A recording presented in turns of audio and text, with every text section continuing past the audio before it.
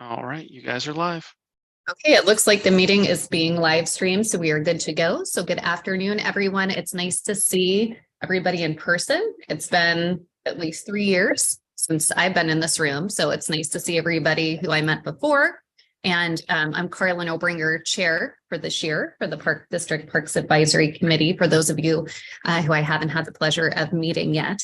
And so I'm going to be calling today's meeting, April 24, 2023, to order at 4:15, and we will start with the roll call. So Madam Secretary, if you would please be so kind as to call the roll.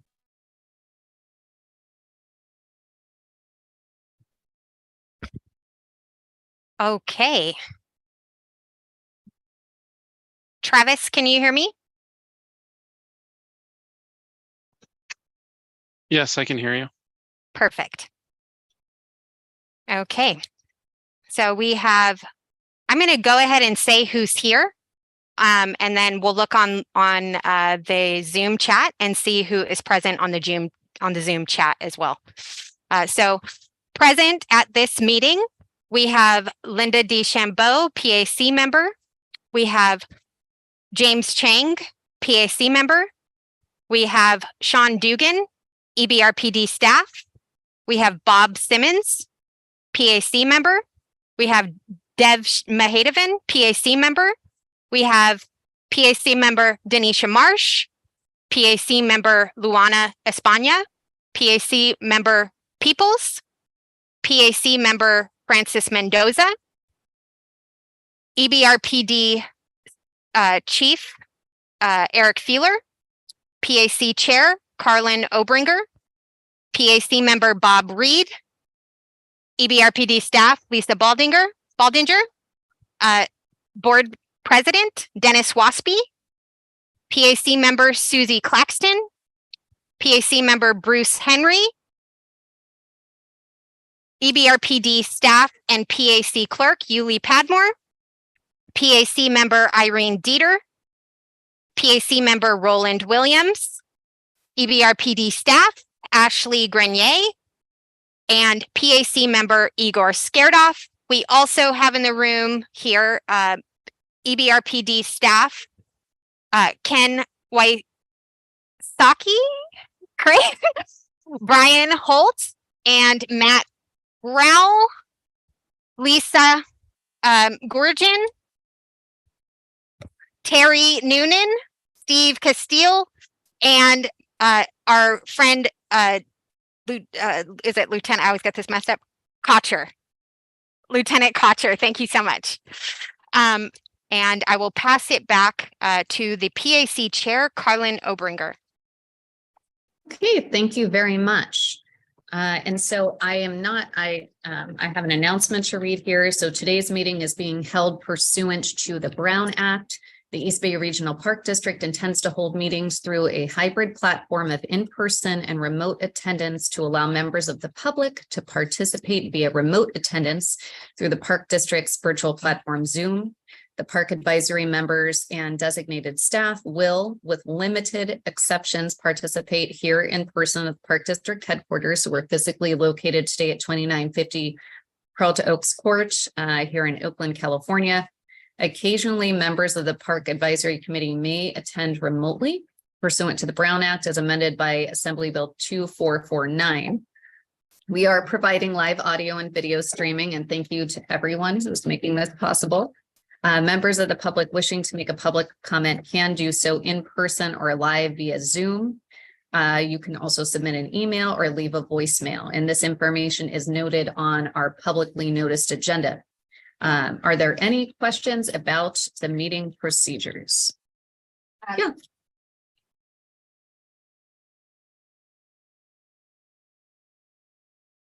So I will just add that for the members of the public that are here to make a public comment, please keep in mind that everyone in this room today does not have sound and cannot hear you due to audio concerns. I, however, can hear you, and at the appropriate time, when it's time to make a public comment, we'll pull up the timer for 3 minutes, and you'll have 3 minutes to speak, and we'll have to work together on this. So I just wanted to kind of give everybody a heads up that that the folks here in this room may not hear the members of the public. And that's all.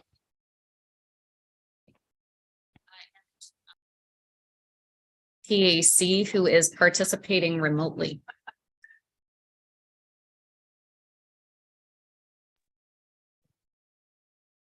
No, we do not, Madam Chair. Okay, thank you very much. Okay, so with that, we're going to move into our agenda.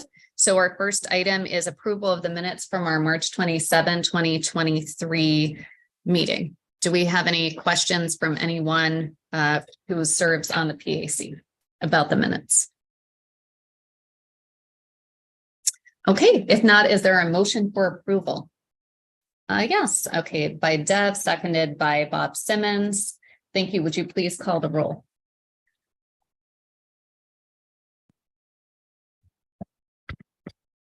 PAC member Linda DeChambeau.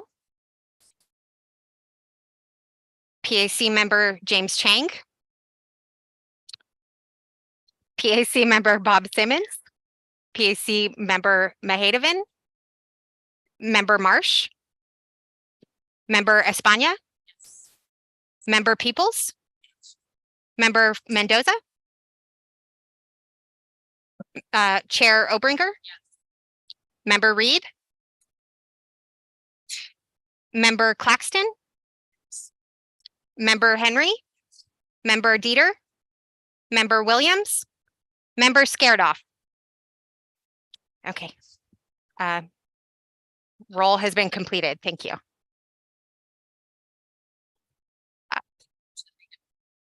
Comments. So we have our board president here today. So Board President Waspy, I'd like to invite you to give comments to the board. Much.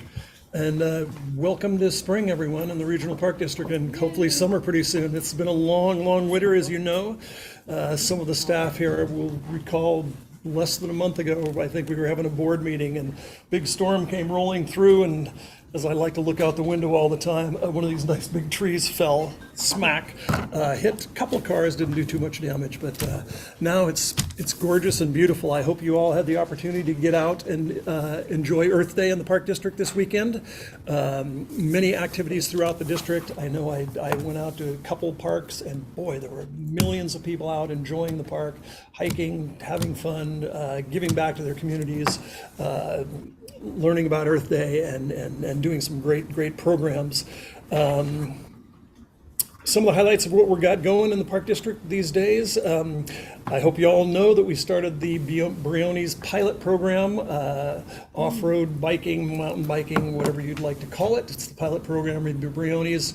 It started on the 21st. I haven't heard of anything untowards happening or good happening for that matter. I hope it's just like a regular park and hope it works out. What else is going on?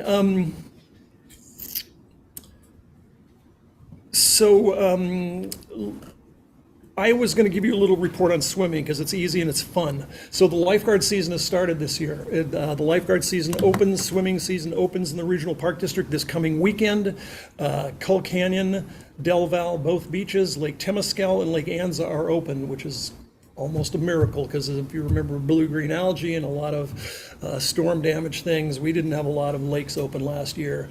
But those lakes are opening this coming weekend, this coming Saturday, and on Memorial Day, everything will be open, with the exception of Roberts Park, Shadow Cliffs, and Contra Loma. We're still looking for water at Shadow Cliffs and looking for have some issues at those parks. But we just hired 103 returning lifeguards for this year and 45 brand new lifeguards. They're in an academy that started last weekend. It's an 80-hour academy, very sophisticated learning experience for these folks. They get all kinds of certifications. We train them to be park lifeguards and open water lifeguards, which is a little different than pool lifeguards. So there's a lot of young people learning new skills. We're providing great jobs. That's 148, and we even need more. So if you know anybody that wants to start a job making $20.78 an hour, we're hiring for a second academy that's going to occur in June. So that's happening. And finally, I know you've got a big agenda today, and it looks like a fun agenda, but I would like to do my editorial piece, which is, as PAC members, you're incredibly valuable. The board really appreciates your input, and staff. We love the fact that you're here. We love the fact that you're part of the district. You're our eyes and ears sort of out in the community. I personally think the best way to get to know the Park District is not in this room, but to get out there. I invite you all to come to our board workshops. We have board workshops where we really get down to the meat of what's going on in the Park District. We have board study sessions. We have one tomorrow. It's called the land session, where we're talking about lands and purchases and what we're doing in that area. That's tomorrow at 1 o'clock. You're welcome to come. It's a public meeting. But I think, and some of you who I know have done this, come to our field trips. That's where you really get to know the Park District and really get to see what's going on. We go to different parks, usually numerous parks in one day. It's an all-day trip. It's just where you really get to know what's going on in the Park District, and I invite you all. So that's it for me, unless there's any questions. Thank you. Do we have any questions for the board president today? Okay, this is gonna work, yes. Hi, I was wondering if you might want to tell us a little bit about the black birding program. I'm trying to get engaged with that. Is that something that we could hear more about it? Well, you didn't have to raise your hand. I was going to go right to you right away. Really, tell us about the blackbirding program.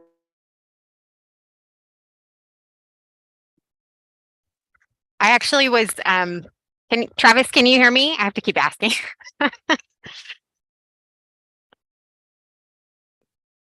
Yes, I can hear you. Okay, perfect. Yeah, so the Black Birders program, I'm going to speak to that a little bit as a EBRPD Black Employee Collective member. So that is coming up on May 28th through June 3rd. Really pleased with the work that our Park District staff is doing, and Pia Loft at Black Diamond Mind, along with Katie Garshar and Felicia Walker are really leading those programs. Last year, it happened in every single ward. So definitely highly recommend that folks get out there and go check it out. It's really quite beautiful. It's peaceful as far as like if you're just going out for a birding situation, or if you're also curious about how its inception. So yeah, highly recommend going. And I think all members of the public are welcome. So we look forward to everyone joining, and Igor, member Scared Off, and everyone here is more than welcome to participate. It looks like Lisa Gordon has a comment. We would need you to step over here to the microphone. Thank you.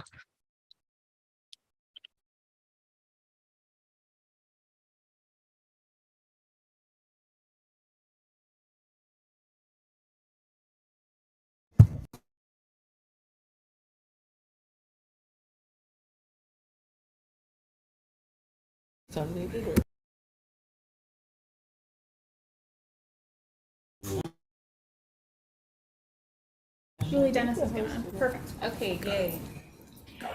Lisa Gorgon, Assistant General Manager of Operations. Thank you, Yuli. I just wanted to add, there'll be a presentation on the blackbirding program during the General Manager's comments at our next board meeting. So that's a presentation of the summary, I think, from last year as well. So that's really exciting. And I think, as Yuli mentioned, the interpretive and recreation programs are, I've just seen the average, they're when you go to the visitor centers, at each of the visitor centers, I think there's information about them. So that's really exciting. I think you covered that, but I also want to just reinforce that that material is listed. So thank you. Great, thank you very much. Are there any other questions of board president? One of the earliest ones is going to be at the Thurgood Marshall Regional Park, home of the Port Chicago. I can't remember the number now. 60. Anyway, I was wondering where the assembly point was going to be there, because it's kind of a big. Thank you, Yuli. So there's actually a place on the website where you can register. And I can send the link out to the PAC members, but there's a link where you can register. And then once you register, you receive a notification from staff where it's going to be, the meeting point location, and they'll provide detailed information. Yes. And for anybody, for that matter, if you're interested in any of our programs, the RIN, Regional in Nature, that comes in your newspaper insert, I hope everyone gets that, or they're available here and they're in some libraries throughout the district and public places. The RIN will tell you our schedule of all of our events, and also our website is very, very good about updating on what's going on, and there's tons of stuff going on if you haven't seen. Great, thank you. Did you have something? Oh, okay, great. Okay, any other questions from PAC members of board president? All right, thank you very much. So next item. And my script sharing. Okay, so next item is public comment. We're going to rely on Yuli's help with the folks that are on Zoom. And just a reminder that public comment is for items that are not on the agenda. So general public comment, and we're asking that speakers, we will be limiting this general public comment to 3 minutes. So do we have anyone here, first of all, in the room? Looks like it's all staff and PAC members. Okay, so I'm going to see, Yuli, do we have members of the public on Zoom?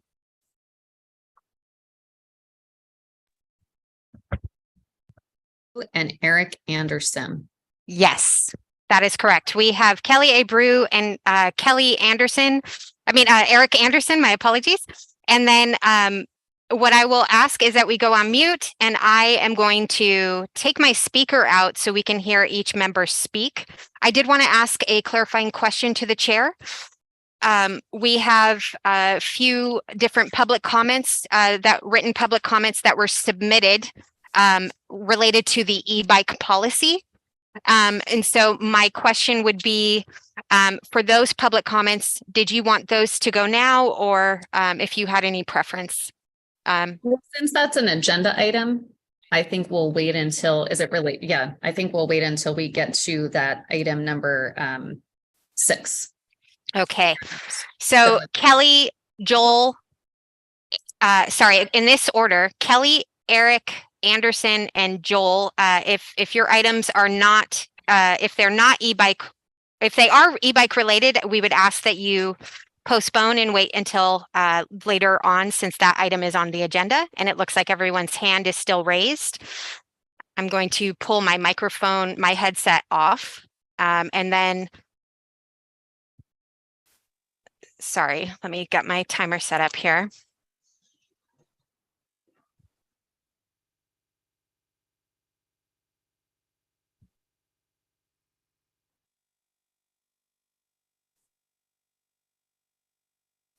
Kelly, can you hear me? Yes, I can. Oh, just one moment, Kelly. Kelly, can you hear me?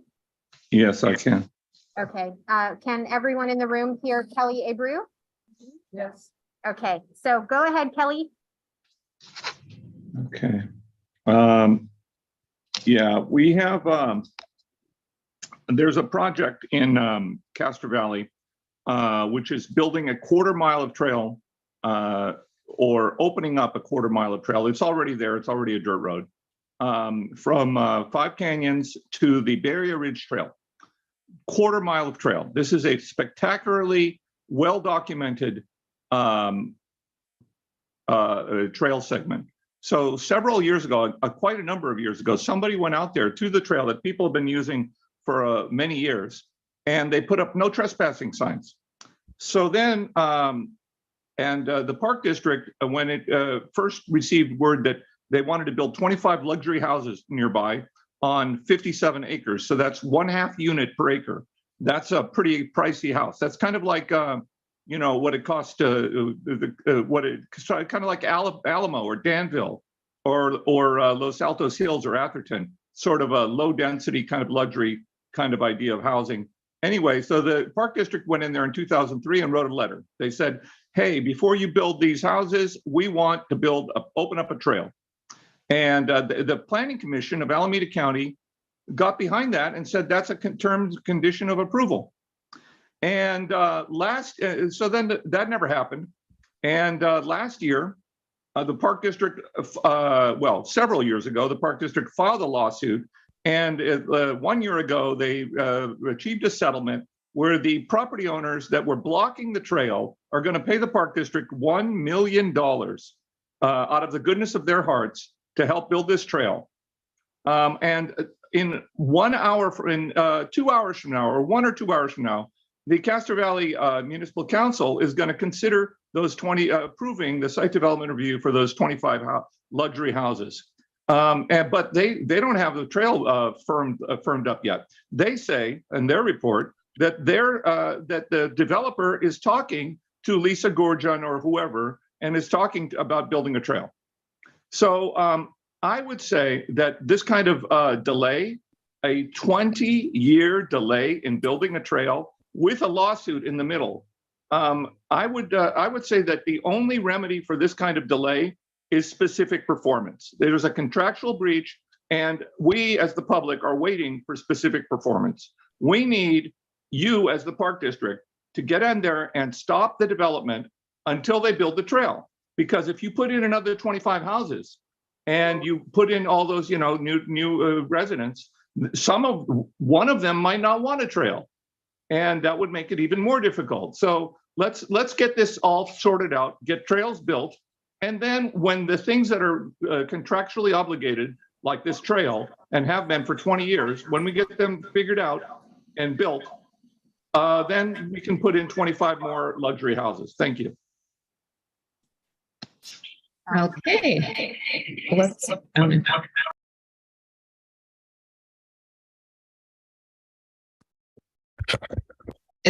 the only hand that I see raised? So was that it? The others want to talk about maybe the e-bikes? Okay. Eric and Joel, can you please confirm that? Yeah, I'm just trying to talk about the e-bike access as well. Yep, same here. Both members of the public would like to talk about the e-bike. Okay, great. Thank you. Okay, well then we're going to close the public comment at this time. We've got 2 presentation items tonight. The first is some follow-up. We had a great discussion last meeting about, it was an introduction to the 30 by 30 conservation initiative. Thank you again, Dr. Alvarez. And so there's going to be a brief follow-up presentation. So I see Dr. Alvarez, Eric, and Lisa listed. So I'm not sure who's going to kick us off. Lisa, I see you at the podium, so I'm going to assume it's you.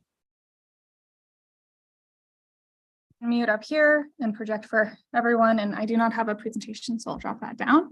Hello, everyone. Lisa Baldinger, Legislative and Policy Management Analyst, and I'm here today just to give a quick tagging base with you all. So at your last meeting, Deputy General Manager Dr. Ana Alvarez came and shared about 30 by 30, her work at the state level and the work of the Government and Legislative Affairs team on both pathways to 30 by 30 with the state of California, as well as America the Beautiful with our federal government. And so I wanted to come here today because initially we had presented that this meeting would be some breakout sessions, but instead we'll be focusing our attentions today on the e-bike policy. But we didn't want to leave a gap. And so just wanted to tag base if there were any questions that came to mind following that presentation. And then as it shares in your packet, we will be coming back to a future PAC meeting in the summer. We're going to have some staff supported breakout sessions to talk through the different aspects of 30 by 30. And by way of reminder, 30 by 30 is the goal to preserve 30% of our lands and waters by 2030, with 3 key pillars to that. One being conservation through land acquisition and protection, one being protection of biodiversity at large, and the third being access to our open space to support stewards in our communities. And so if there's any questions, I'm happy to take them. And if not, we'll move on to the next item. Okay, so yes, Member Peoples.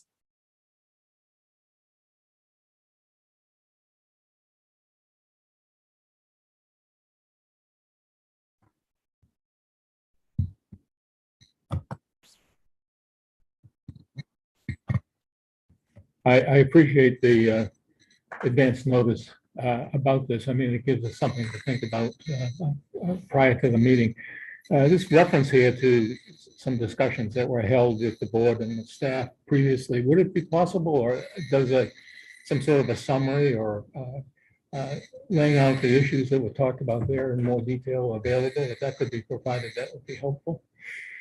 We have the minutes from our last, you were in attendance at the last meeting, correct? I was referring to a meeting of the board and staff. Have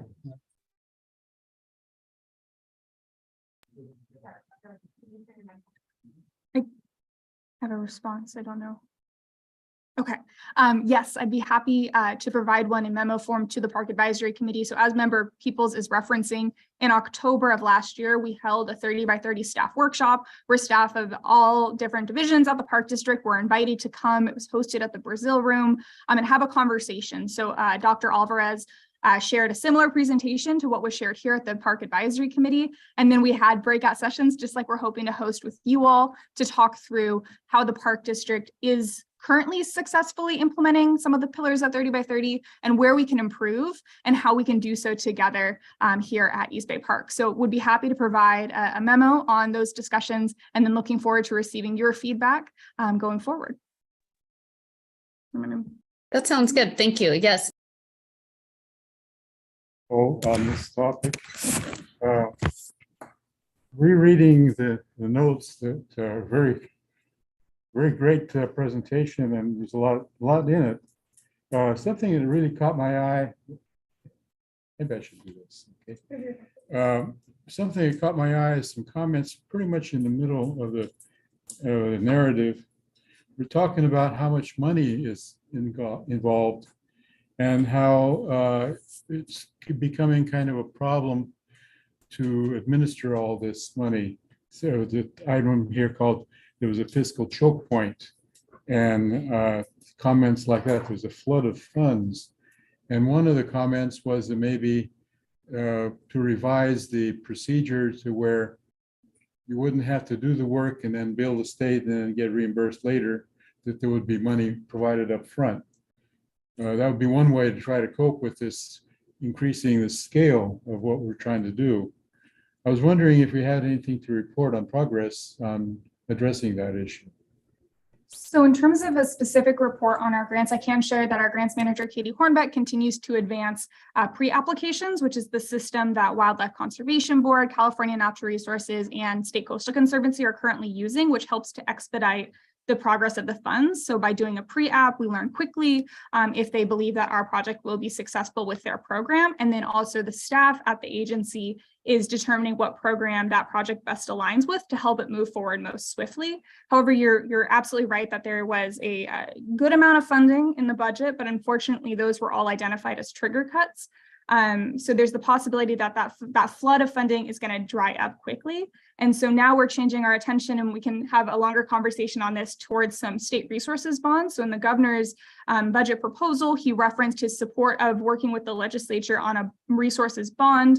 There's a $15 billion package proposed. There's a Senate bill and an Assembly bill, and they're in discussion right now. But as we all know, a bond measure it's a big investment, but it's also not a long-term solution.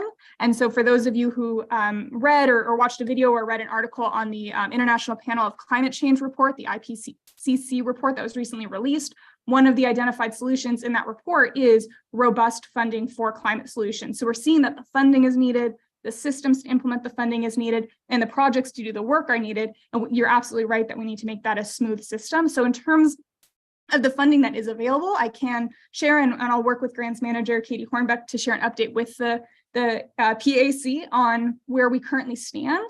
We're definitely bringing forward as many ready projects as we have to work with the agencies to implement that funding, but also unfortunately that funding is being eyed to return to the state in the proposal. So it's a lot to watch, it's a lot to manage, it's keeping Eric, Yuli, Ashley, and I busy. But it's an interesting puzzle to solve, and it's definitely a big challenge. Yeah. Yeah, I've been hearing process since about 1990. I can't really say that I can see what's happening today as being particularly more streamlined than was happening then. And so I'm hopeful that something is kind of qualitatively different this time. So we're really going to make a change and going to be able to actually do these projects, because in Resource Conservation District, a big part of our effort is simply dealing with all the permitting and the paperwork and so on. Requires a lot of skill, a lot of patience, a lot of work by really technically gifted people. I'd rather have them in the field doing restoration projects. Absolutely. And you're hitting the nail on the head too, because we have our grant timelines, we have our permit timelines, we have our habitat seasons. And so it's really thinking through all of those factors. And so right now there is an administration who's very open to hearing solutions, but it is a complicated challenge. And so, yeah, absolutely. A difference. It looks like Member Mendoza, you wanted to say something?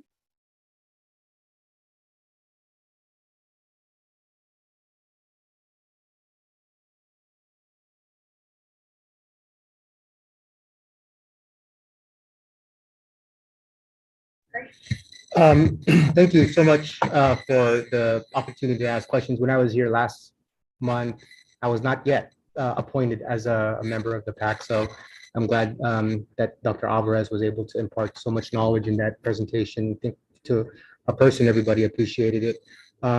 Question about the third pillar of stewardship and how the district is ensuring that we're engaging Native groups today in a engaging way as opposed to a performative way with just a land acknowledgement, possibly cultural burning practices, as well as giving land back.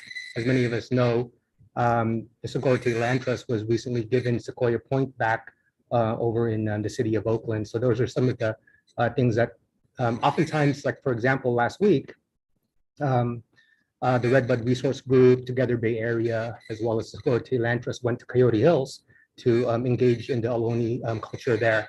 But that doesn't connect sometimes with the legislation that happens, and wondering if that is intentional in supporting that pillar. That is a good and complex question. I don't have a clear and succinct answer for you today. I hope to. And what I can share with you today is that in the report, in response to Member Peoples' request, that question came up at the staff workshop quite robustly.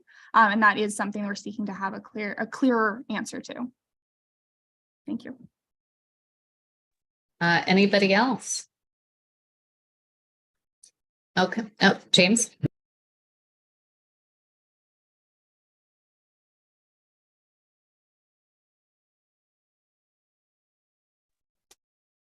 Excuse me if I missed this in the memo, but it's unmuted. No, you can hear me, right? Yeah, excuse me if I missed this in the memo, but my question is, are e-bikes inherently more dangerous? Like, are there any numbers or statistics behind that? Because otherwise it seems like they just function as bikes, except easier to use. That's a great question and a good segue to Sean will speak to that in his presentation. And I'll pass it back to the chair and we'll segue to the e-bike topic next, I believe. Hey, yeah, so we haven't gotten, that's the next agenda item. That's item, yeah, no worries. So anybody else who have, any questions about the 30 by 30? Okay, all right. Well, thank you very much, Lisa. And now we are going to turn it over to Sean for the e-bike item.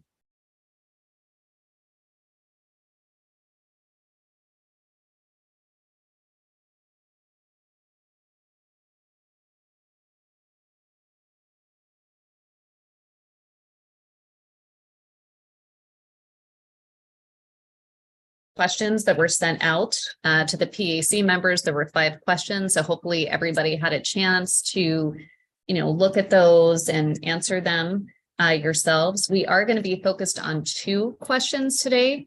But the point of those 5 questions was to get our, mind going and prepare for this conversation.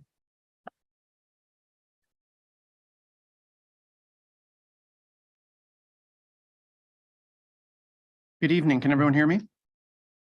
Out in the Zoom world? Okay. I know you can all hear me.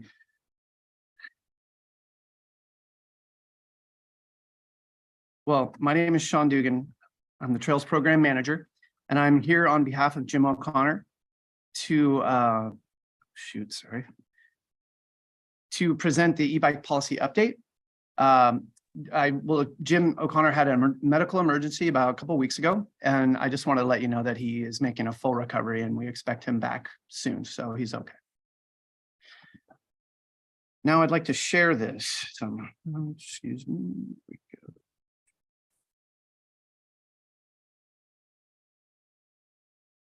Okay. Assuming you can all see this. Okay, great. Okay, so the board and the general manager have directed staff at the Park District to research e-bikes in general and the e-bike policy. And that it's really in response to changing legislation at the state level over the last 10 years and increasing use of e-bikes in our parks. We all see them out in the parks, they're there now. And also the large and growing market of e-bikes and the technology that is progressing worldwide. So what we did was we took a look at our master plan. We always start with the master plan. We researched about 15 or so literature reviews and research articles on e-bikes, particularly how they compare to regular bikes, focusing on safety and environmental impact and perceptions. We investigated what other land management agencies are doing at the moment and their policies that they're adopting. And then, of course, last but definitely not least, are our observations and our experience here at the Park District that we're taking into account.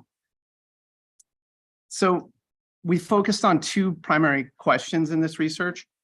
Should the district's current bicycle use policies be updated to allow for e-bike use on non-paved trails currently open to conventional bike use? Conventional bike, for the record, is one that does not have a motor. And then number two, do e-bikes pose unique safety and environmental impacts when compared to conventional bikes? And I've put a picture at the bottom of this slide here just to show you the slight difference between an e-bike and a conventional bike. So we always start with the district mission, and you're all very familiar with that, I'm sure. But really, it's to point the fact out that we have a dual mission here at the Park District, and this creates some challenges internally and externally with the Park District. But this slide is meant to really remind this group and anyone watching that we have a dual mission where we provide recreational access and resource protection. In the master plan currently, that there's equal weight given to those things. So none is weighted, one element is not weighted greater than the other. We are not a land trust, we're not a conservation lands agency, so to speak, and we're not an open space district. We are a park district. And in this master plan and our rules that govern use on our trails, we allow bike use in the Park District on specific trails. It is a legitimate recreational activity on those trails. On page 18 in the vision, I'll read it. It's to improve access to and use of the parks by members of groups that are underrepresented, such as persons with disabilities, the economically disadvantaged, and elderly park visitors. And on page 27, responding to changes in demographics, our population is getting older. The baby boomers are reaching retirement age, and by 2020, California's senior population will be nearly twice what it was in 2000. And as such, seniors will have more leisure time when they retire, and they'll continue to strive for an active lifestyle as they retire.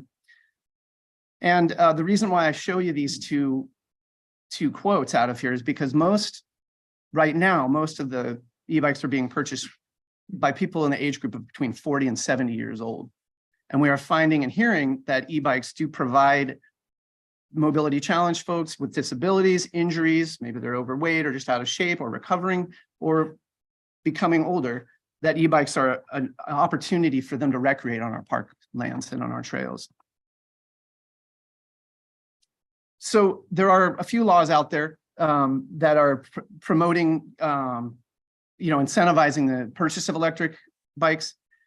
But one in particular is AB 1096 in 2015. Governor Brown signed into law this bill, which reclassified electric bicycles from being motor vehicles to not being motor vehicles. It created 3 classes of e-bikes, and all of the bikes in those classes have to have a motor that's 750 watts or less, or about 1 horsepower. Now, as a comparison, a 250cc dirt bike that you see doing jumps and things at Carnegie or some of the off-road vehicle parks, 250cc motorcycle is tops out at about 30 horsepower. So what we're talking about today is a device that's about 1/30 the power of the smallest motorcycle you can buy and ride.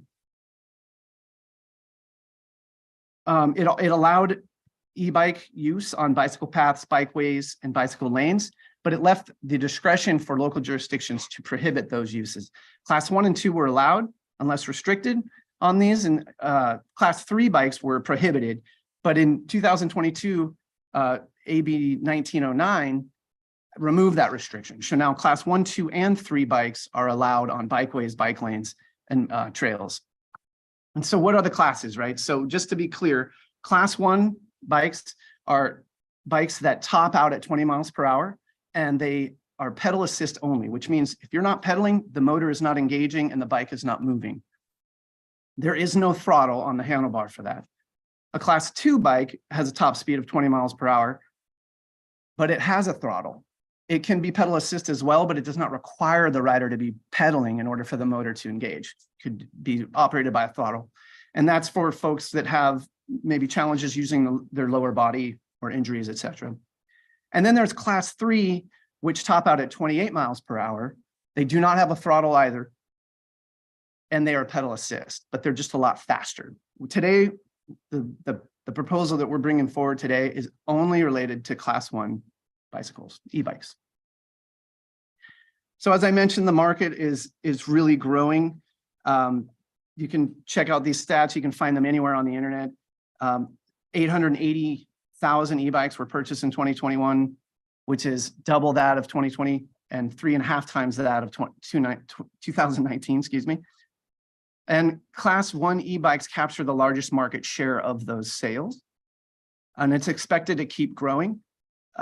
We see e-bikes everywhere. They're very popular in our parks. And the cost and the technology the cost has gone down. The technology has made things smaller, more efficient, and lighter. And as I mentioned, majority of the consumers are reported to be on average between 40 and 70 years old, but the younger generations purchasing e-bikes are growing as well. So as a part of our research, here's a brief bibliography of what Jim O'Connor and I looked at. There's a lot more research. Some of these are literature reviews reviewing even more research. Some of these are studies that were done and the results of them. Some of these are environmental documents certified by their agencies or policy documents responding to comments from other agencies. And so I'm just hovering on here just so that you can see this bibliography, and I'm happy to provide this for folks to do their own bedtime reading if you have time on your hands. So that we focus, like I said, on 3 things: safety, environmental impact, and perception. And we hear claims that e-bikes are faster, they're more dangerous, someone's going to kill themselves on them, they're harder to stop. And the research that we reviewed simply does not support this claim. Based on the literature that we reviewed, there is no data that concludes class 1 e-bikes are more or less safe than conventional bikes.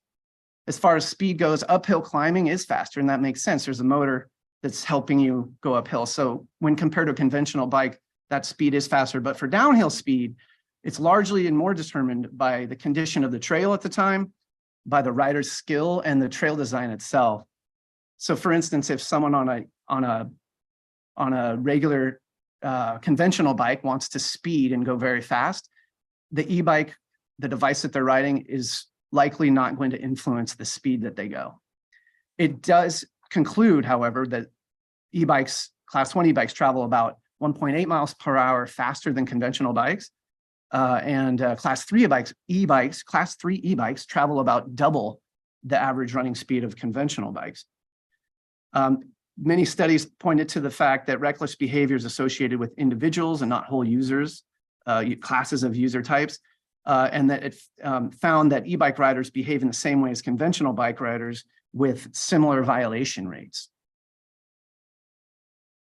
Again, off-trail bicycle use is already a higher risk recreational activity that is a legitimate recreational activity that the Park District allows on designated trails. But the claim that injury rates are higher for e-bikes or that they're somehow more dangerous is not supported in the research that we reviewed. It's about 1.4 injuries per 1,000 e-bikes per year and 10 injuries per 1,000 conventional bikes per year. The crash rate and severity compares to conventional bikes when number of trips and distance traveled is taken into consideration.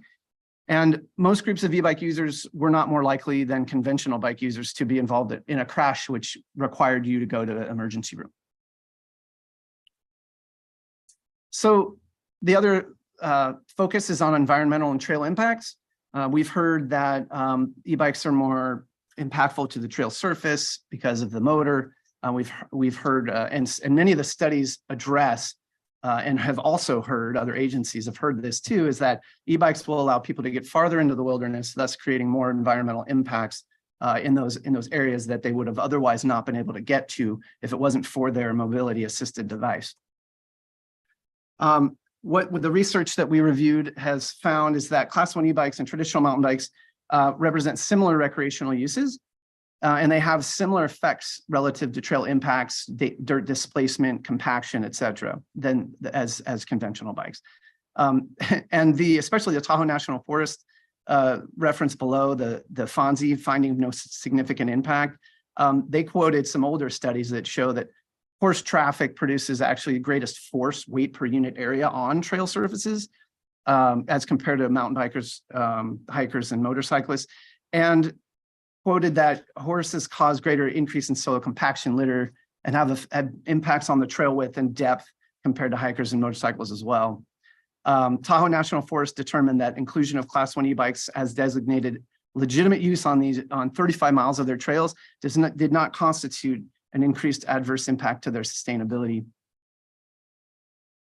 And then perceptions of this is what a study in Jefferson County, Colorado, I found very interesting. They have a lake with a trail that goes around it. They put ghost riders out there, which are people on e-bikes and regular bikes, and they had them ride around and pass people. And then they stopped people at the end to ask them if they noticed. And 65% of them did not notice that an e-bike had passed them. And then they let them demo e-bikes. And they came back and they asked them if their perception changed on whether e-bikes should be allowed on the trail or not. And 65% of them who did demo an electric bike did change their perception on that. And again, there's that picture below. It's very difficult, especially from far away, to determine some of the e-bikes. The technology, again, some of the e-bikes now are, you know, the lightest weight one I think is 30 pounds. And the average weight of a conventional bike is about 28 to 32 pounds. But most e-bikes are heavier than conventional bikes. So let's see, where am I? Okay, so here's just a quick list that was included in the staff report as well of some of the other agencies in the Bay Area and what they're doing. You see kind of a mix here, but you do see a lot of places adopting class 1 and even class 2 anywhere conventional bikes are allowed. And we're noticing that. And I did want to address real quickly back to the environmental trail impacts. I mentioned that some of these studies address the fact that e-bikes can get farther into the wilderness, and that's a greater impact. And I want to stop and address that real quick, is that there are two assumptions in that argument. One is that we're at a carrying capacity that somehow e-bikes is going to push us over, that we couldn't have planned for. And the other assumption is that able-bodied individuals who could otherwise get into the wilderness areas that we have open to the public, who can ride a bike, who can run, who can hike, and they're able-bodied, have more of a right to be there than someone with a disability or an injury or who's older or maybe out of shape. And it's difficult for the Park District to support a policy that isn't equitable like that. And so we're not suggesting that. So here's some key takeaways. Current district policies and regulations allow bike access. Biking is a legitimate recreational activity. We're not finding a big difference between e-bikes and standard bikes or conventional bikes. Many public agencies that manage public trails and land are adopting and allowing Class 1 e-bikes anywhere conventional bikes are allowed already. Research does not show the environmental or safety impacts of e-bikes differ from that of conventional bike, except for one case of potential noise impacts to bats, because e-bikes give a sound, make a sound that's similar to the range that the bats that are endangered here. They did not measure actual impacts to the bats, but there's a potential for them based on the frequency. Management of e-bikes, design of trails, et cetera, of the park district would not change between conventional bikes and e-bikes. E-bike usage has become so common in the park district that at this point we're managing for behavior rather than whether or not it has a battery on the e-bike. And then e-bikes facilitate what we feel is equitable trail access for older people or others with mobility challenges.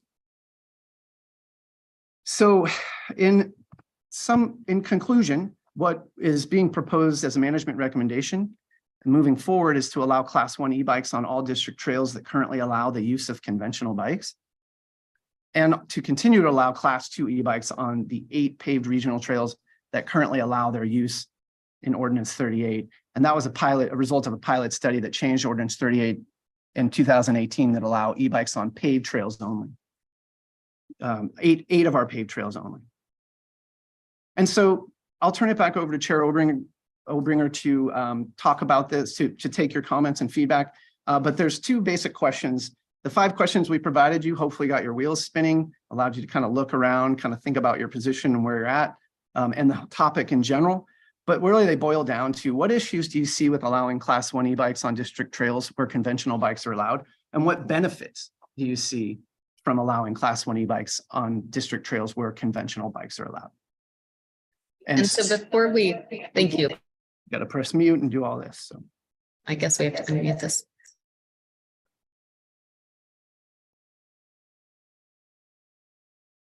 So thank you very much for your presentation. I saw a bunch of hands go up, so I'm assuming there's some clarifying questions before we get into. So let's take clarifying questions first. So please go ahead.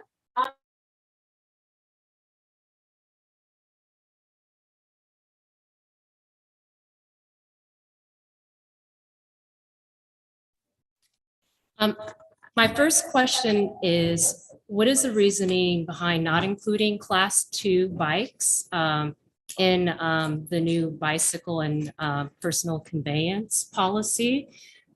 Because it seems like including Class 2 bikes would make it more equitable policy.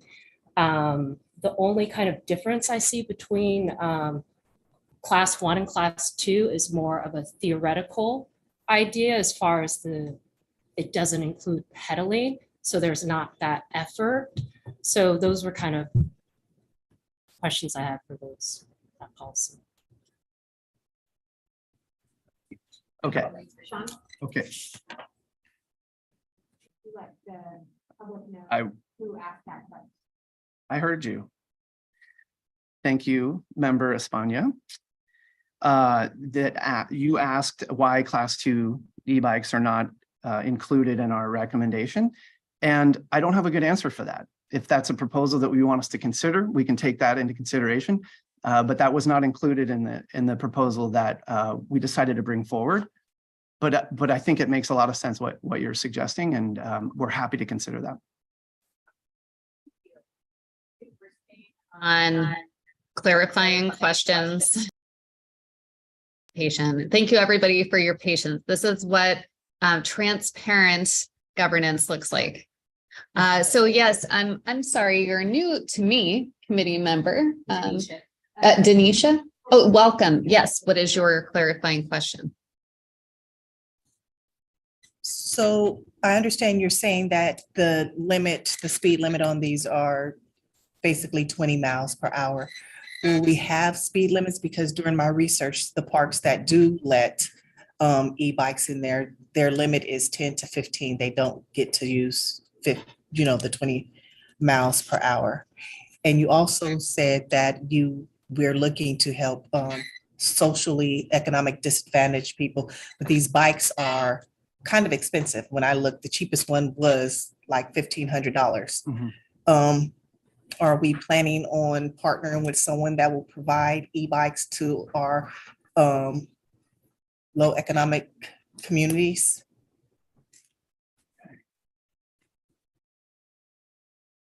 Why is that not working? Thank you for the question. Okay, the question was, will e-bikes are expensive? Will we be providing or partnering with partners to help disadvantaged or lower income individuals in the community purchase e-bikes? Sorry. Not necessarily purchase.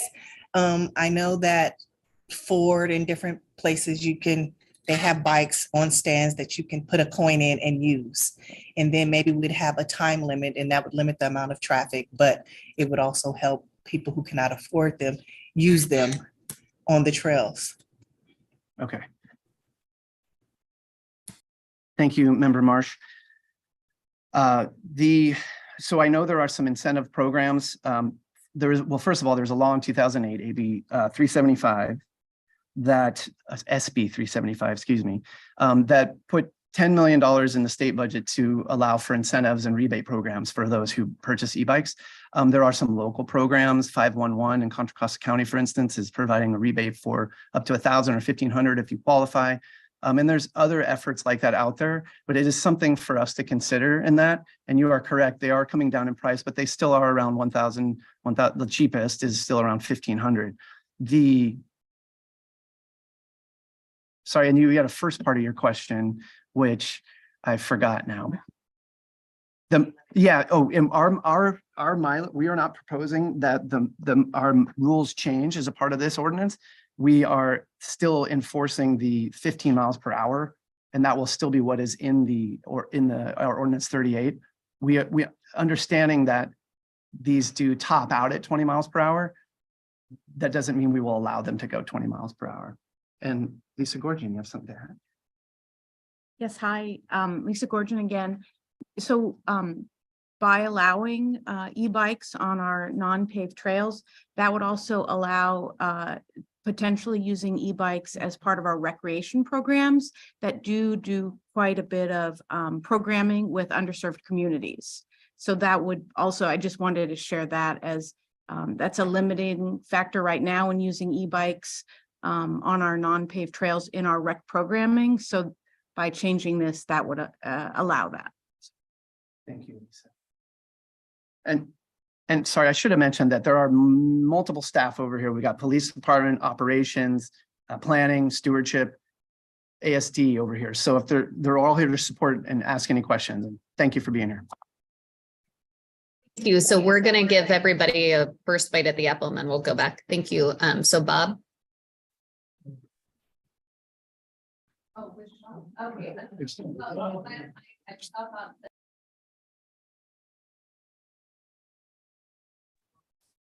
Thank you, Chair. And thank you for the presentation, Sean. I appreciated it. And my question really deals with more why not level 2 as well. But I want to present it in the context of two groups and ask if the district considered those two types of user groups that I have seen and experienced. Not personally experienced, but seen them. One, of course, is where one spouse is an avid mountain biker and the other spouse is not, but they want to go out on an activity. And if you have a steep hill, the pedal assisted bike just doesn't make it.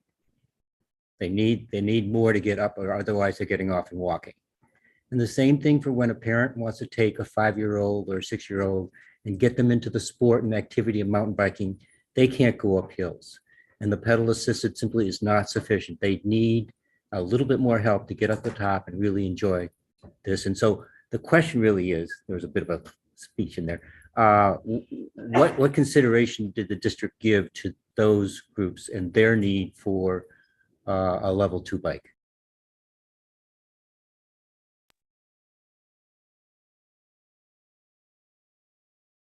What consideration was given to folks that need a little extra assistance getting uphill in relation to a Class 2 e-bike from Member Simmons. Doing my job. Thank you for asking that. We're trying to be as equitable as possible with this policy. All the e-bikes that we're talking about are only 1 horsepower. I was not aware in the research I did not see anything in there that said that Class 2 e-bikes were had more torque or were more powerful than other bikes. But it sounds to me like what you're saying is that the people who they can't pedal as hard as others may need the throttle. And we'll look into that. We'll look into that. I didn't see that anywhere, but I see what you're saying. And we want to be as inclusive as we can here. So thank you. Thank you. So committee member Peoples, please. I echo Bob's comment about it. It was a really good presentation. I mean, really. I wanted to echo Bob's comment about it was a really good presentation. And I have two questions. One, I think, builds on what you were asking, the first question you asked, Tanisha.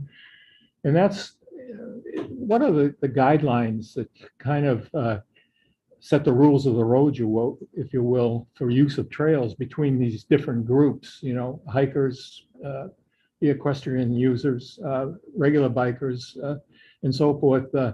Is there a right-of-way requirement or something like that?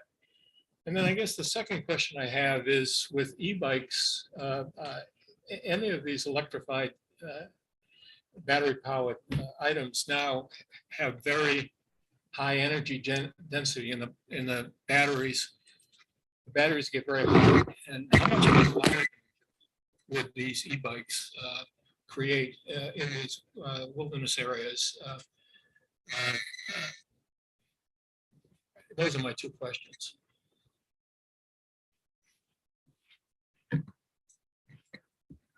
Okay. Member Peoples asked, how are trail classifications decided on? Is there right-of-way rules of the road for e-bikes versus hikers, equestrians, and other bikers? I believe I'm getting that right. And then the batteries, if they get hot, what kind of fire danger are they presenting to the park district? And that is something that we will research as far as the batteries go. I don't have an answer for you today on that. As I did mention, though, the technology is getting better. I don't know if anybody else here from the Park District has anything to add to that. I'm not getting a lot of yeses, so I'll just say we'll look into that. And then as far as trail use goes, right now, in Ordinance 38, basically the Park District prohibits, it allows mountain biking on our unpaved road system. It's about 800 miles of road. And then some narrower trails than that, by exception in Attachment A, which is an appendix of the ordinance. Hikers are allowed everywhere, and equestrians are allowed on various trails as well, probably about 100 miles of trail out of that. Bikers are allowed on about 50 narrow trails, 50 miles. So that's I don't know any other way to really answer your question other than we take it park by park and use by use. But the idea is that everybody yields to horses on the trail. So hikers and bikers need to yield to horses, and bikers have to yield to everybody in the triangle. So that's kind of the way the rules are. Yeah, am I answering your question? Somewhat? Okay, it looks like, James, you had a question before, didn't you? Okay. I just want to make sure everybody gets like a first bite of the apple before we. So anybody else who has a question? Yes.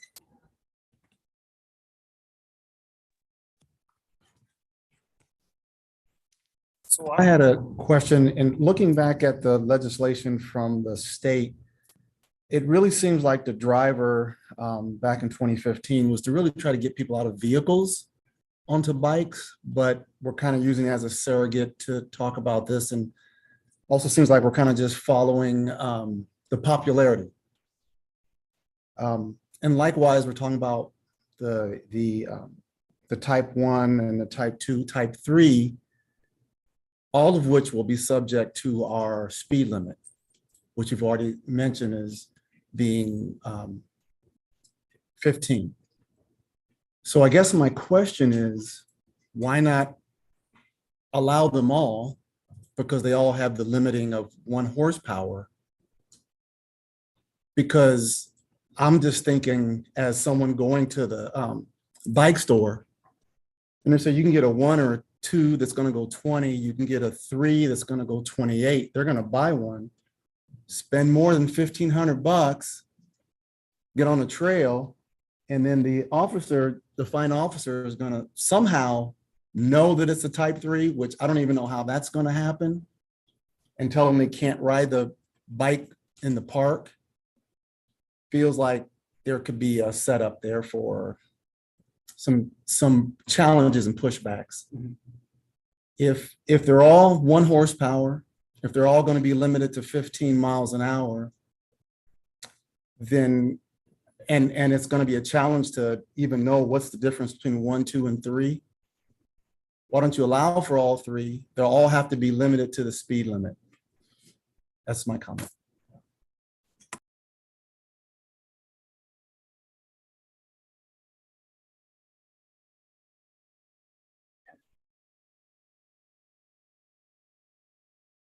Normally I'm faster with my answers than this.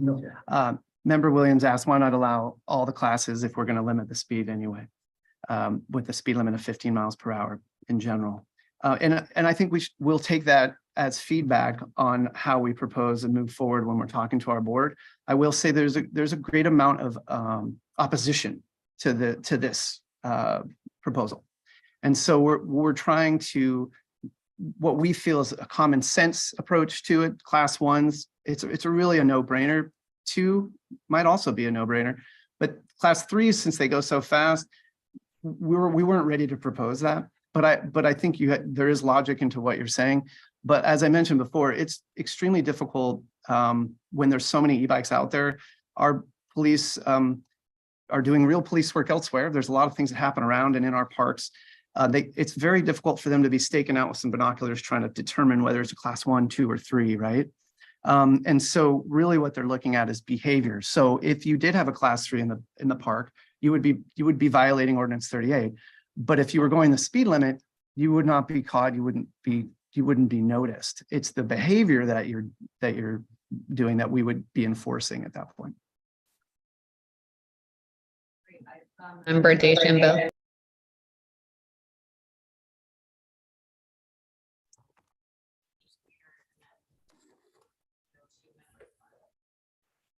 I just, again, I want to thank the time you took to research this important topic. The list of the bibliography was pretty impressive, and I'd love to see more of that. I did a quick Google search. I know we all go Google crazy myself before the meeting today, and I did also see a lot of opposition and concern with impacts and trail damage and things. So I just kind of curious about that. And I'm curious about the noise issue, because if that's been identified as an issue, and I have to say, I just finished an amazing book called The Immense World, and it really talks about how little we know about the Umwelt, about how animals perceive with their 5 senses and how important that is to be mitigated with all these species being wiped out daily and things. So I just was curious, you mentioned that there is an issue, bats with maybe other species, how that would be impacted, if that would change with class 2 and 3. I don't know if the noise changes with the throttle.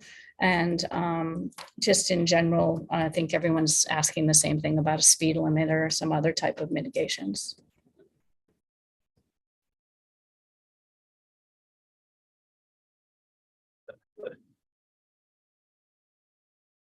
Okay, thank you for that question. I just realized my camera's been off this whole time. It's okay. Member DeChambeau just asked about the noise and if there's a difference between class 1, 2, or 3 as far as the noise spectrum goes. Am I getting that right? Okay.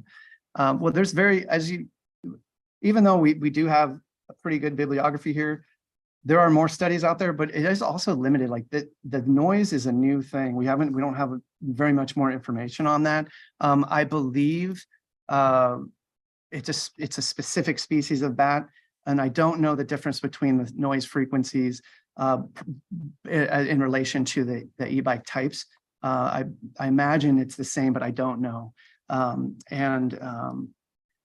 Again, that study was a Mid-Peninsula open space study, and they concluded that there may be a potential to impact the bats based on the frequency, but they didn't measure the impacts. But you're right, there's very little known about it.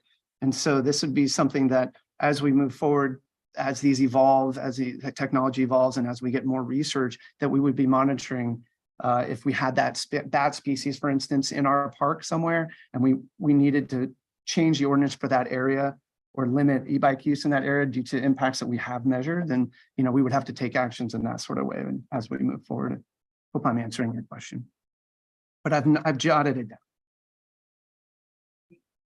Yeah. Dieter and then Member Espana.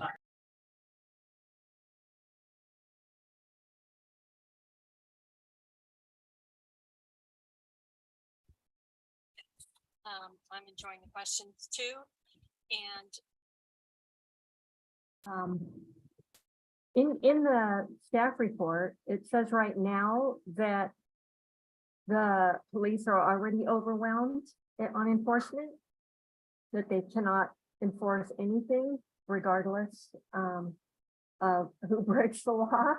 Well, I shouldn't say anything, but anyway, we're short on enforcement with the park district. And by allowing more bicycles, e-bikes on all of the trails, whether they're class 3 or class 1, there's going to be more issues. So I think that we do need to know concretely about the different types of bikes, but also has the park district, my clarifying question is, has the park district looked at how this increase in bike use will affect the hiker on these? Do all this. Okay, expect hikers. Okay, thank you, member. Oh. Member Dieter asked about enforcement and how e-bikes and increase in bike use would affect the hikers. And I'll just start by saying that we are proposing to allow e-bikes where regular bikes are allowed. Both conventional bike use as well as e-bike use are increasing, we've seen over the years. And so we are addressing and attempting to address the three elements, and we're just starting discussions in what we're calling, Jim O'Connor's leading this, is it's called the Trails Strategic Plan. And we're looking at enforcement and management operation. We're looking at planning and design in all of this. And so as you've noticed, we're trying out some things. We got the Briones pilot project. We've been talking about this a lot. We are focused on the enforcement issue. We're focused on the trail issue as a separate but equal track and more important track on the side. But I'll turn it over to Lieutenant Kocher here too. Sure. Good afternoon, everybody. Terrence Kocher, Patrol Watch Commander Lieutenant with the Park District. I can give some really kind of large scale numbers that talks about bicycles in the parks and e-bikes specifically. So in 2022, we had 19,493 calls for service during that year. So if you round that up, give me a little bit of benefit of the doubt, about 20,000 calls for service that our officers are responding to. For just the Park District, not including East Bay Mud, 461 of those calls had to do with bicycles as a whole. So that could be anything from a bicycle accident to illicit trail use to speeding. Only 9 of those 461 were tagged as an issue with electronic or electric mountain bikes or electric bikes as a whole. So that's 9 out of 461. Of those 9, 7 of those were Ordinance 38 violations. So something having to do, again, we are behavior over batteries. We're 15 police officers down right now. We're consistently hiring. The number of officers that we can field on a daily basis is somewhat restricted. So you imagine, you take a look at the map right over there. That's a really big area. It's an area the size of Rhode Island that we're dealing with on a daily basis. So you have 4 4 officers and a sergeant each shift. So you got to imagine all those different problems that are going on in each one of those parks. We have to take those in priority. And although bicycle usage, illicit bicycle usage, illegal trail use is super important. We're a park district. That's our bread and butter. But we also have to respond to assaults, and we also have to respond to car burglaries and things like that. So that kind of gives you an idea. I can give you some 2023 numbers also year to date. Currently, we're at 5,256 calls for service total. Of those, 122 have been identified as bicycle related, and 4 of those have been identified as e-bike issues specifically, and all of those are Ordinance 38. We are not issuing citations for e-bike usage. We are focusing purely on the things that impact the most, which is the illicit trail use and the speed. So I hope that kind of gives you an idea. When we take a look at any problem from a police perspective, we're looking at a crime triangle. It's enforcement, education, and environment. So if you can collapse any one of those sides, you're taking care of the problem. So in this case, if we're designing better trails that allow for appropriate mountain bike usage, then you're collapsing that environment side. If our officers are out, or volunteer trail safety patrol or park staff is out and they're educating the public, you're collapsing another side of that triangle. That last side is enforcement. And as we push forward, it's 2023, right? We're not looking to go out. The point of our police department is to make sure that we're providing appropriate access and safe access for everybody. So we are focusing on those problems that to enforce that have a bearing on other people being able to enjoy the park. So those conflicts between equestrians and bikers, or bikers and hikers, we are looking for solutions in that crime triangle to try to eradicate that problem, if that makes sense.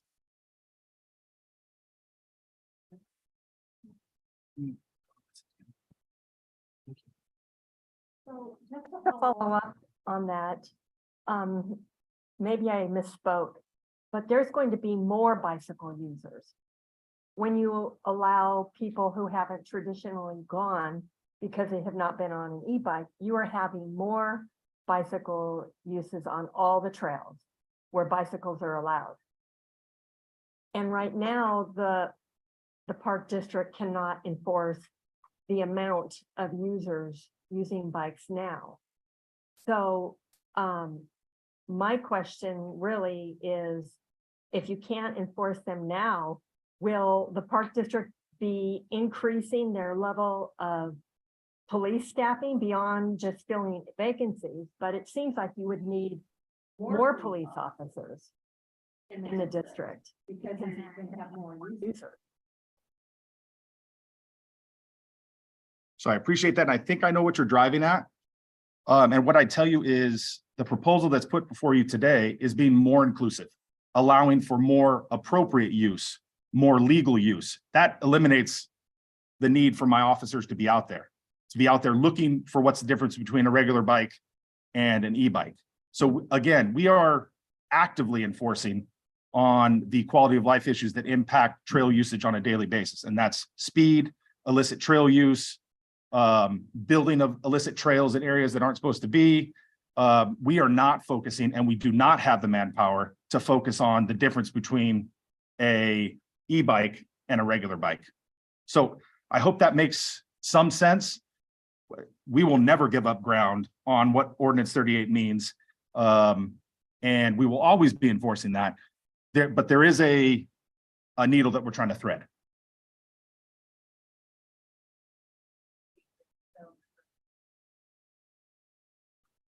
And Member Mendoza.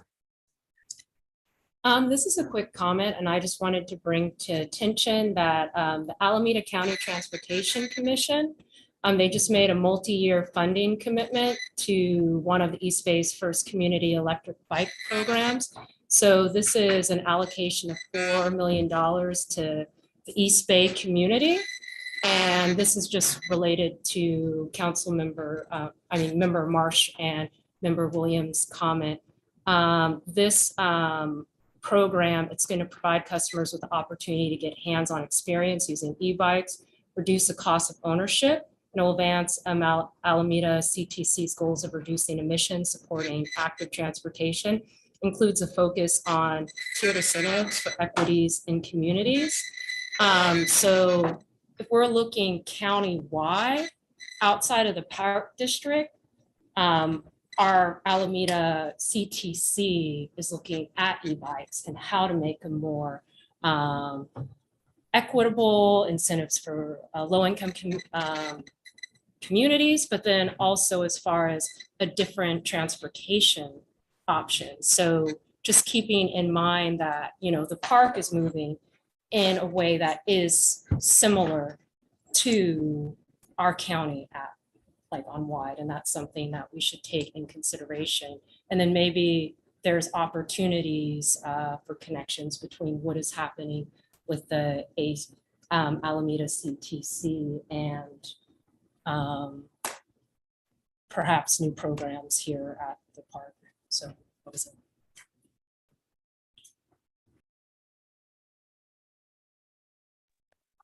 Thank you. So Member Henry, followed by Member Mendoza.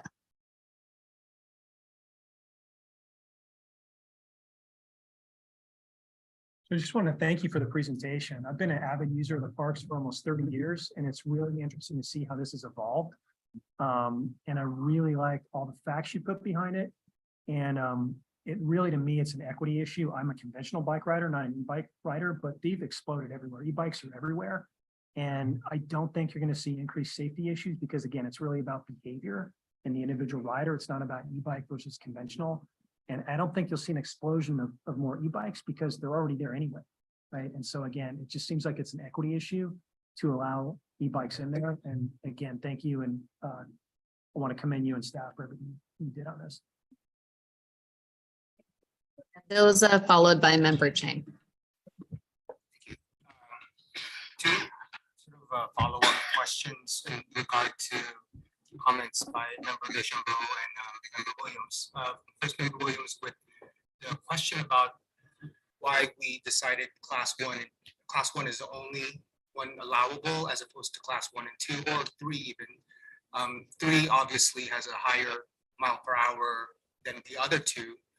But if we are going to focus on equity, then folks who are not able to assist themselves as much going uphill might be older people or folks with more disability issues, and wondering why in comparison to the other park districts, only Solano and Sonoma County are the ones allowing class 1, whereas everyone else is allowing class 1 and 2. So again, the question is, why don't we do class 1 and 2 if I'm understanding it correctly?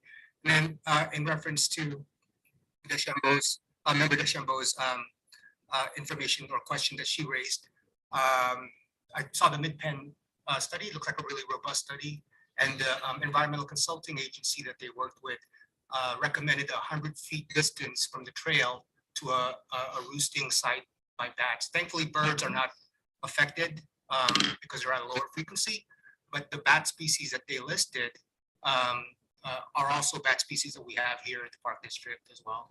So just wondering if our infrastructure is park supervisors, rangers have the capacity within them to look for all of these, and wildlife biologists, obviously, the capacity and time and money to be able to do that so that they can mitigate for any kind of deleterious effect on the bats.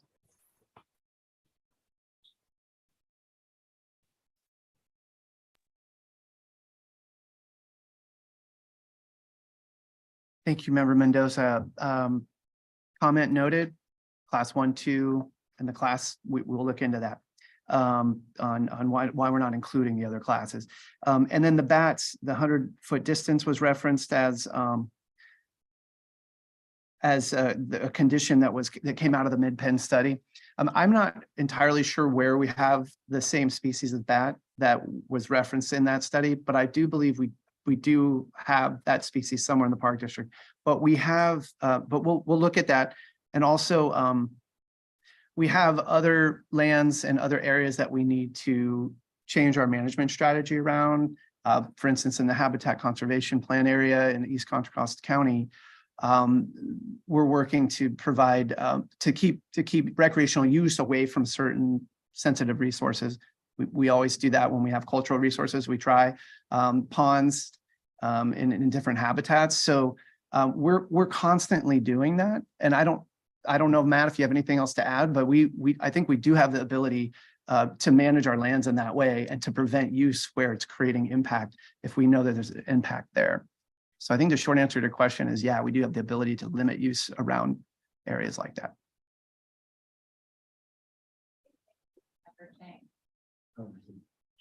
Thank you so much, Member Chang here.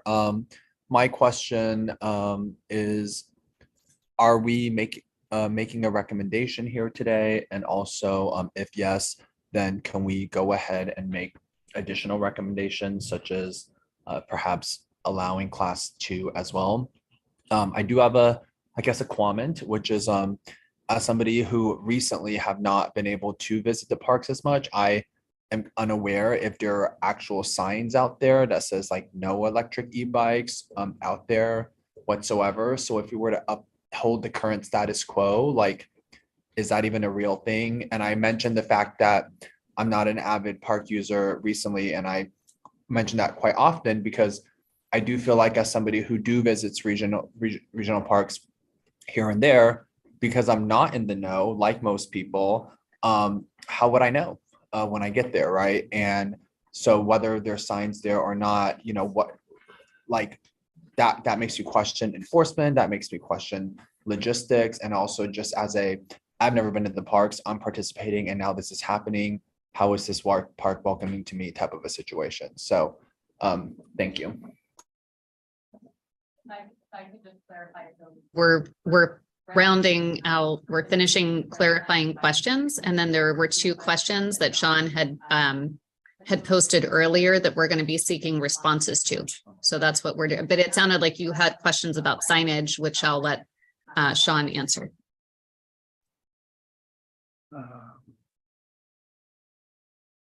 Currently, in our ordinance, we don't, it's written in our ordinance. I do not believe we have signs in the park that say no e-bikes anywhere in the park district at the moment.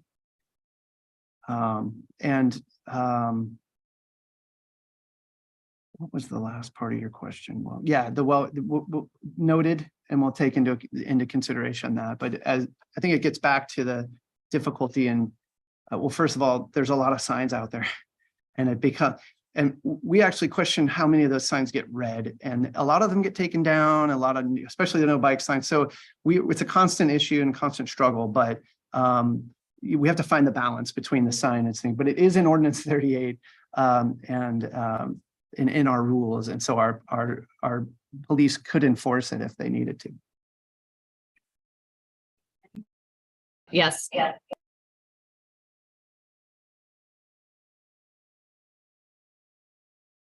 Signs that were vandalized in both Pleasant and Ridge, and I think Del Valle also, where somebody spray painted no e-bikes on there.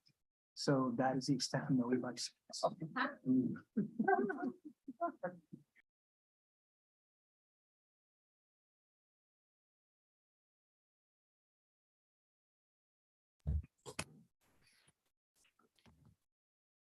have 3 questions. One of them has to do with the, should I just ask all 3 of them? Which we? Sure, all right. Has to do with the speed limits. I understand you have regulations of what are the maximum speeds, but what are the physical capabilities of speed? Does a bike that has a top speed of, I don't know, X, suddenly put on its brakes if you're going downhill and going faster than X, or what? What is the significance of the top speed of the bikes?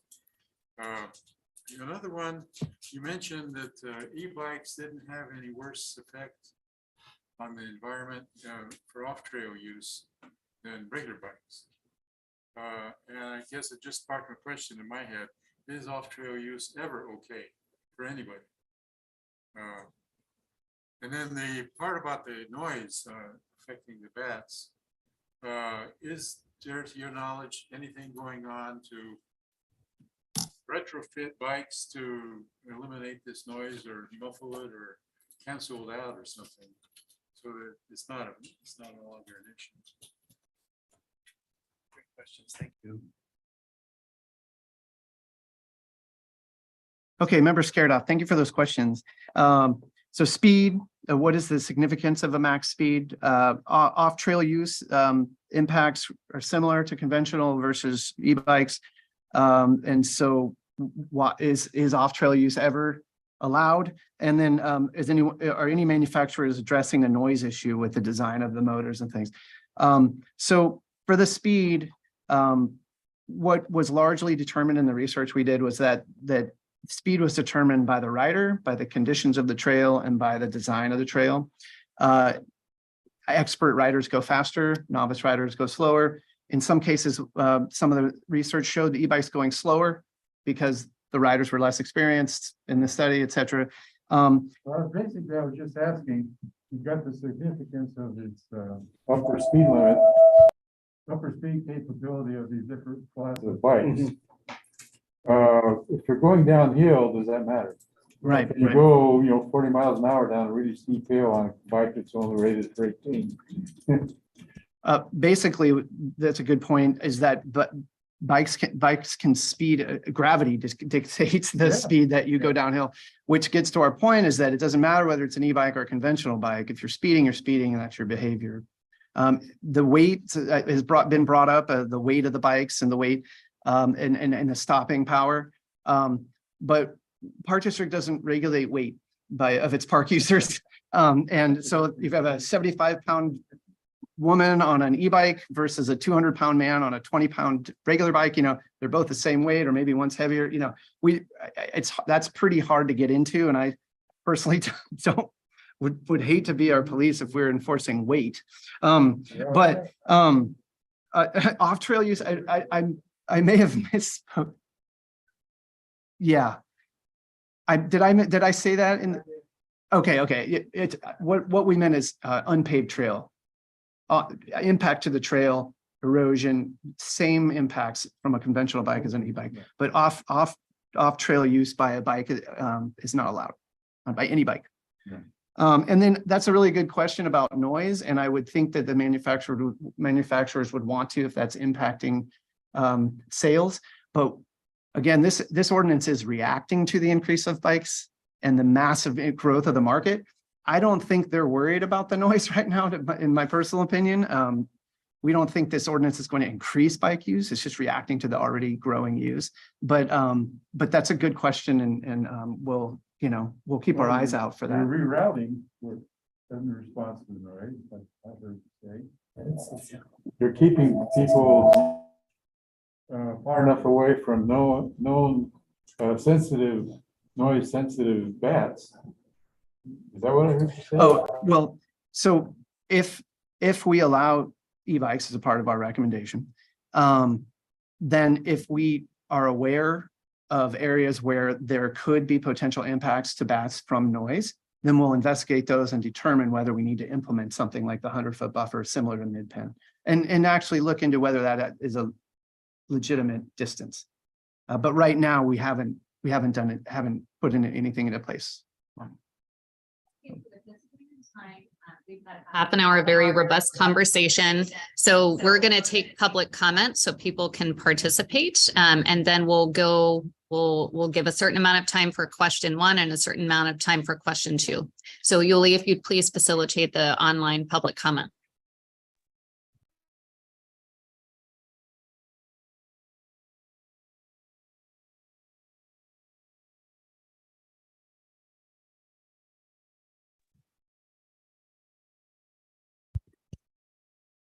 Hello. We have our members of the public here. I'm going to Eric Anderson. Are you there? I am here. Okay, if you could just give me a minute, I am going to put you on speaker so everyone can hear you in the room. So just give me a moment, and then we'll go with William and Joel, and each of you have 3 minutes. Okay, so just one moment, please. Thanks. Let me know when you're ready. Okay.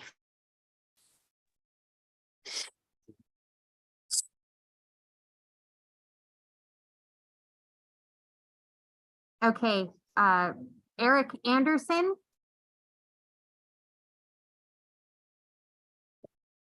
Oh, hold on just one second. There we go. Okay, sorry, I had to turn my speaker on here. Okay, Eric Anderson? No worries. Thank you so much. Can everybody hear me okay?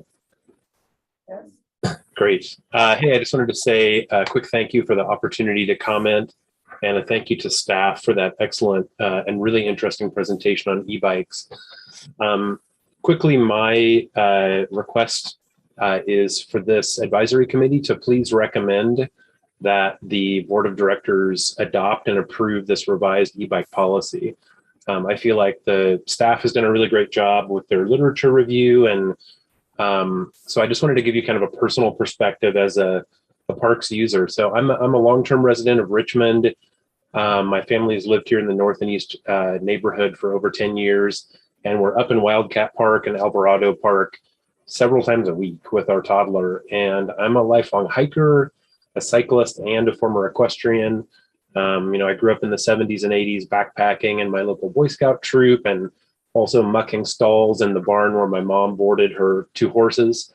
I've also been a mountain biker since 1992, but I have chronic health issues. And now that I'm into my 50s, I just can't make it up the steep hills in Wildcat anymore without taking some risks with my health. So, for me, an e-bike is a mobility device. It really is something that allows me to continue to access parkland and to continue to participate in mountain biking, which is a sport that I love. And it also allows me to do it by rolling out my front door, which is an environmentally friendly way of getting to the parks that doesn't add yet another polluting car trip to our local parks, right? So I think, less cars in the parking lot is a big environmental benefit of this kind of thing, because I know, a lot of mountain biking involves driving, and I have a real problem with that as an environmentalist. So anyway, just wanted to say, thanks for everything that you're doing, and I really hope that the committee will recommend this to the board of directors for approval. Thanks so much. Thank you, Eric. I'm just gonna move forward. Hold on, sorry. I'm gonna make sure my volume's up as high as possible so that everyone in the room can hear. We're gonna go ahead, and my apologies, William. I had to shut your camera off just for the Zoom recording, but you're welcome to turn that back on and make your public comment, and then we'll follow up with Joel. Okay. Well, I'm happy to keep my camera off, no problem. I'm speaking out as an individual. I do represent Mission Peak Conservancy, which is an advocacy for multi-use trails and park access. I'm also Sierra Club Activities Chair, which we manage over 600 outings a year with 9 different sections. We use about, the majority of those trips are in the East Bay Regional Park District. So speaking from a perspective of being a park user, it's difficult to manage projects without data that tracks objectives and desired outcomes against the plan. Managers have to identify data sets that can be used to measure progress, and then use these data sets to identify whether they are moving closer to the objectives or not. When we examine trail use in parks and open space managed by East Bay Regional, the question is whether recreational use by park users is impacting habitat, native species, and or endangered fauna. Clearly, the more than 30 miles of illegal trails in Briones, the only park East Bay Regional appears to have data on, would suggest that a negative impact was determined. Several facts may be useful. First, clarification by East Bay Regional earlier this year in a CA public records request indicated no data on the number of illegal trails by parks across the system. Only 120 bike citations were handed out in a 44-month period ending in 2022. That is less than 0.0002%, 2% of the 90 million unique park visits during that time frame. Enforcement hasn't worked and will not work because the will to punish violators is non-existent. How many of those building illegal trails were prosecuted? I've not heard anything.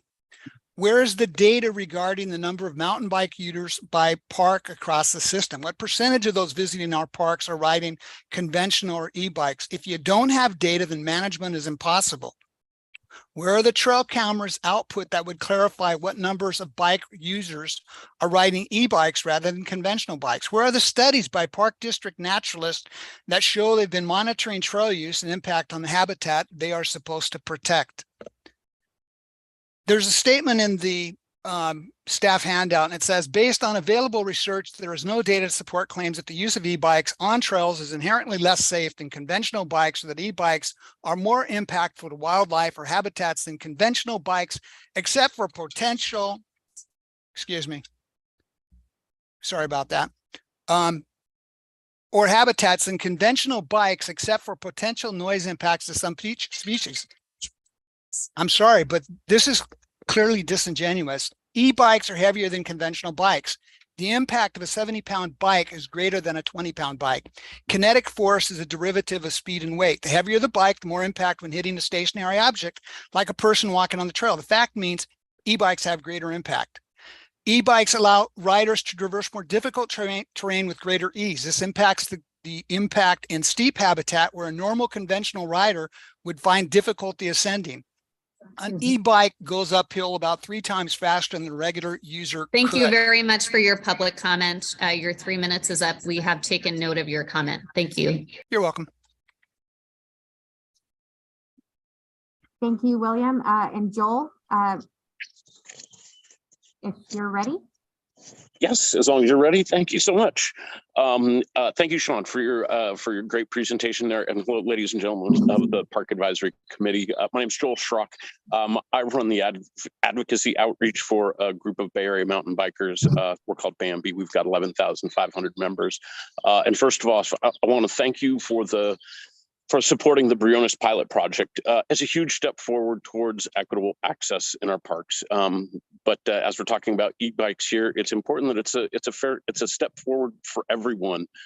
One thing about a Briones is, and I'm sure you might know, have you gone out there and hiking the multi-use climb roads or the multi-use climb routes are very steep. And so if e-bikes are ultimately banned, they'll have the unintended consequence of banning the people that ride them. So you'd be banning all but the most fit cyclists, those with disabilities, those with chronic health issues like respiratory or cardiovascular, and parents like myself who use e-bikes to pull our kids up the hill. The kids, they seem like they have endless energy, but then when you put them on a steep climb for 20 minutes, they burn out so fast. And as a parent, it's really crucial that we get our kids outside and get them introduced to an active lifestyle, get them off the sofa, away from the video games. And so it's important that we get kids out there and riding, and e-bikes are a great way for parents to help do that. So the kids have a traditional bike, right?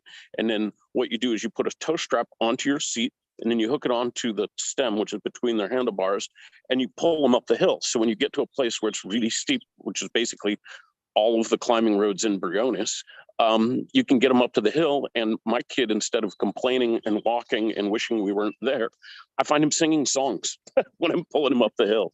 And so it's great to get them outside, out on the trails. Class 1 e-bikes, as Sean said, the vast majority of mountain bikes sold, electric mountain bikes sold, are Class 1 e-bikes. There are some Class 2 bikes that are sold out there, and of those, a lot of them are more for like casual users. People use them for hunting or fishing. They have hub motors. They're not really made for rugged kind of off-road use, and so there might not be any harm in allowing those, as you know, they're not that fast and powerful. Class 3 bikes, those are the ones where you'll find them with like foot pegs and a throttle, and they're very much like more like a motorcycle. Sorry, Joel. I think your 3 minutes is up now, but sorry to interrupt you. If you just need a second to wrap up. Okay. Yeah, ultimately, for these reasons, I think that the Class 1 e-bike should be allowed to go forward if possible, because we're trying to be equitable to everyone, and it would be a shame to single out the folks that use them to help get them outside. Thank you. All right, thanks so much.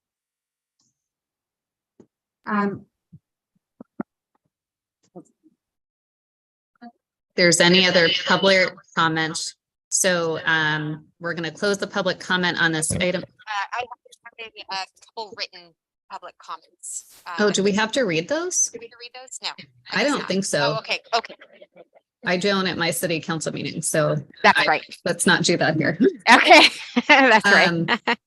So at this point, so I think Member Chang, you had a quick clarifying question. Process, right? Oh, sorry. Yes, thank you. Committee member Chang here. Just wanted to know if we will be making a recommendation today.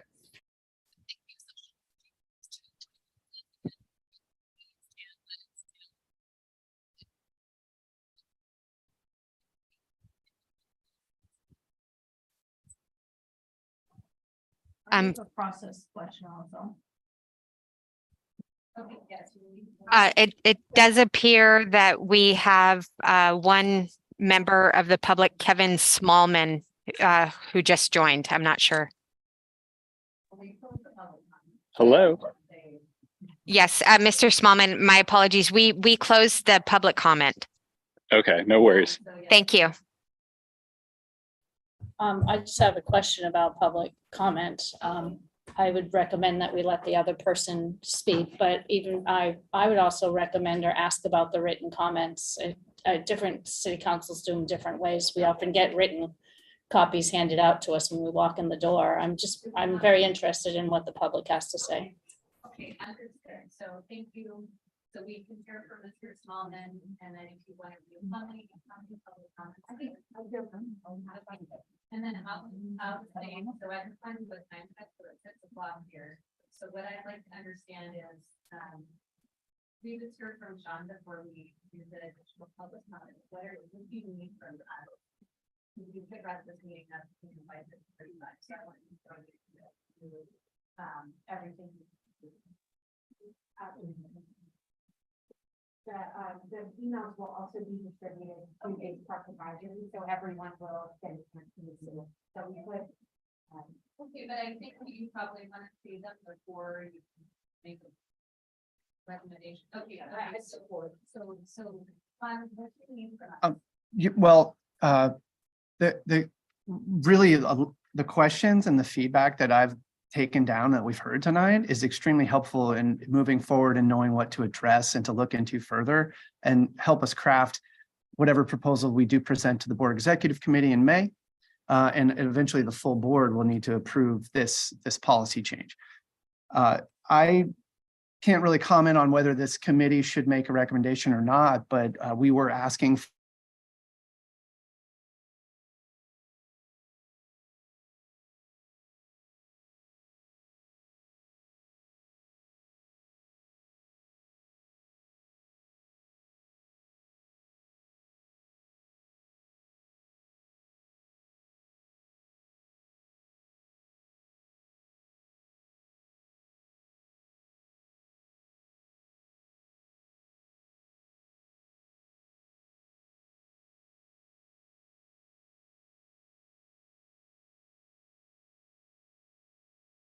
And you can just take the admin. Here, and it's unmuted, so. Thank you. Can you hear me?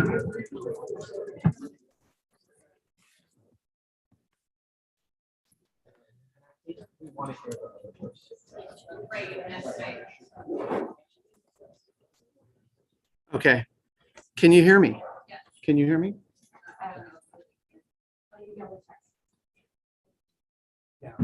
Yeah. Well, can you hear me?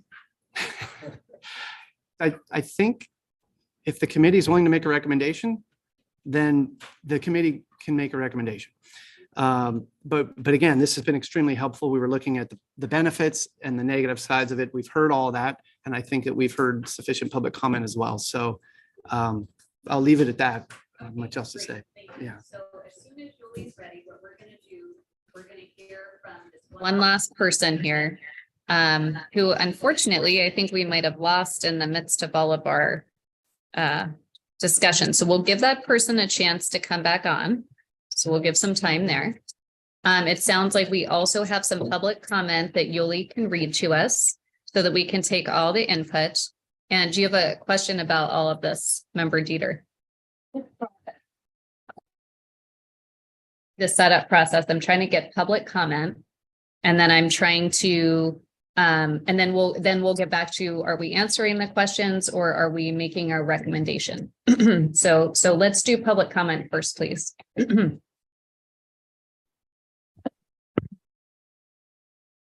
Okay, here we go. So I have a comment from Martin Cleary. I'm going to take my mask off so that everyone here can hear me. Hello, I am a lifelong resident and frequent user of many of the East Bay Regional Parks. Due to a heart condition, I use Class 1 e-mountain bike to stay active and enjoy my local parks. At the age of 58, my impact today on parks is the same as it was 30 years ago when I was stronger, non-electric assist mountain bike rider. Thank you for your consideration. Kevin Brown said, hi, I just wanted to submit a comment about e-bikes. There have been plenty of studies done that show e-bikes do not cause any more danger than regular bikes, and they do not have a throttle, so they are not excessively fast. They are certainly not motorcycles. They allow people like me who, if I don't have any right to not ride a bike because it will irritate my knee. So an e-bike allows me to enjoy my sport without causing damage to my body. Please share this comment with the board. Thank you. Jeff Barber, this one's a little bit long, so I may not have time to read it all, but I will definitely share it with all of the park advisory members. Jeff Barber, electric mountain, in parentheses, shared singletracks.com, electric mountain bikes belong on MTB trails, has eloquently summarized many reasons behind giving e-bikes the same access as traditional mountain bikes.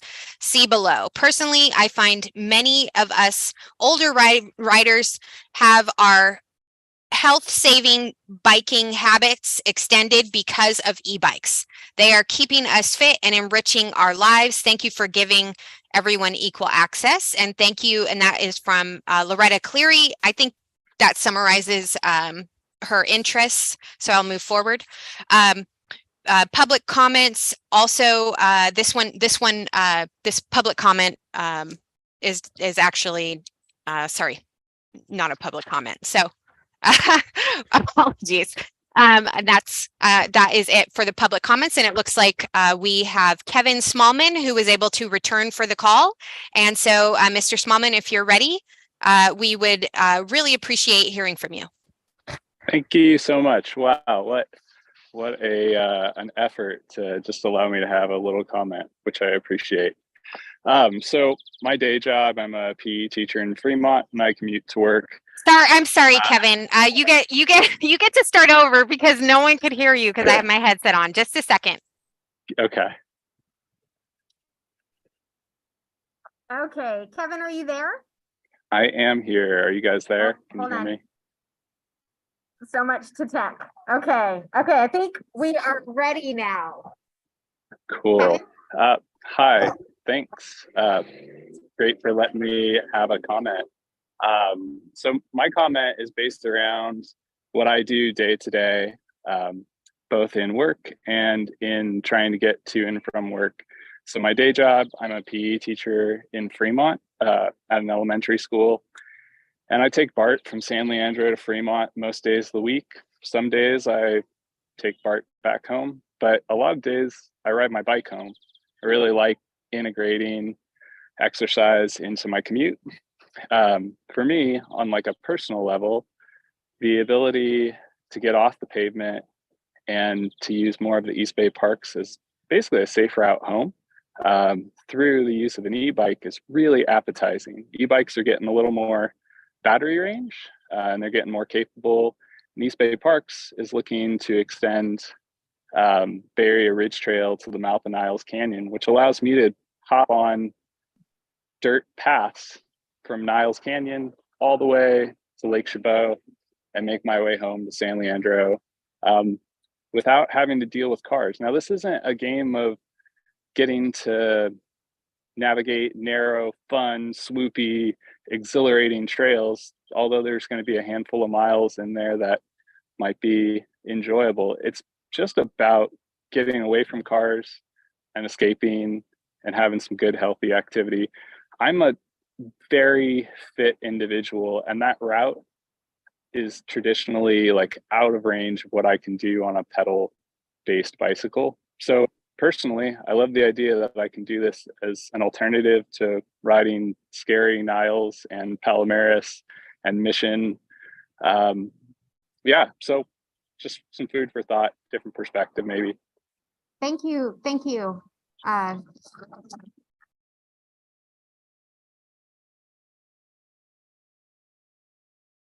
And I am going to close the public comment. We did give everybody a chance. So now, lots of legitimate questions about process. This is the fun, right? Of trying to decide what to on what's happened organically in the meeting. So could you please, Sean, pull up those 2 questions that you had asked us to weigh in on earlier? I don't have them on this. Oh, you don't? Okay. Okay. Well. And that's what I wanted. It would just be nice. Is there any way we can set up a different computer? I think I'll look at the same time.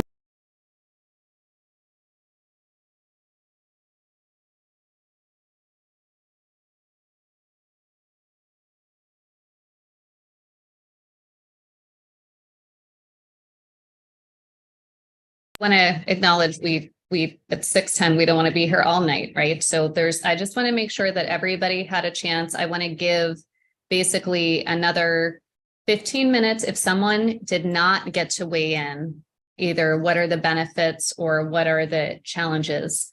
So if you haven't already shared that, I want to give until 6:25 for people to weigh in, and then have discussion about whether or not there's a recommendation. So just trying to focus the conversation, since there has been a lot of robust discussion. Did you have something, Yuli? I saw you raising your hand. I have the questions here that I can read.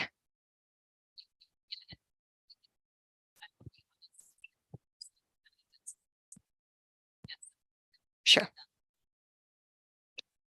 We will.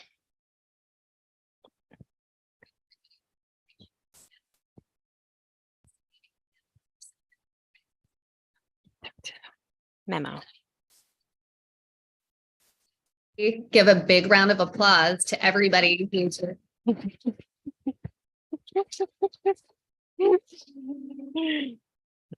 All right. And I am going to pull them up here. Here we go.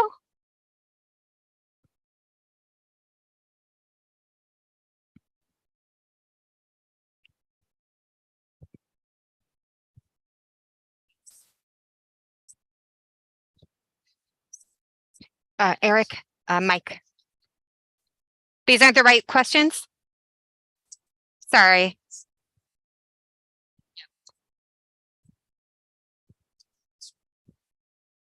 Are they any one of these questions here? P drive? Okay.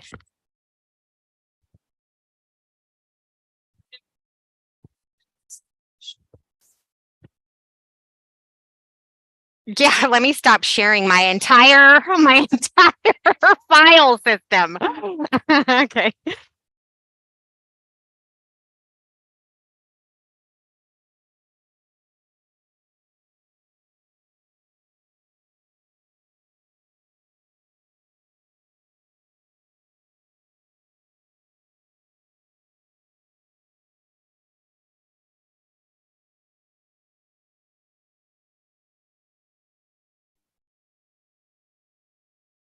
Okay, great.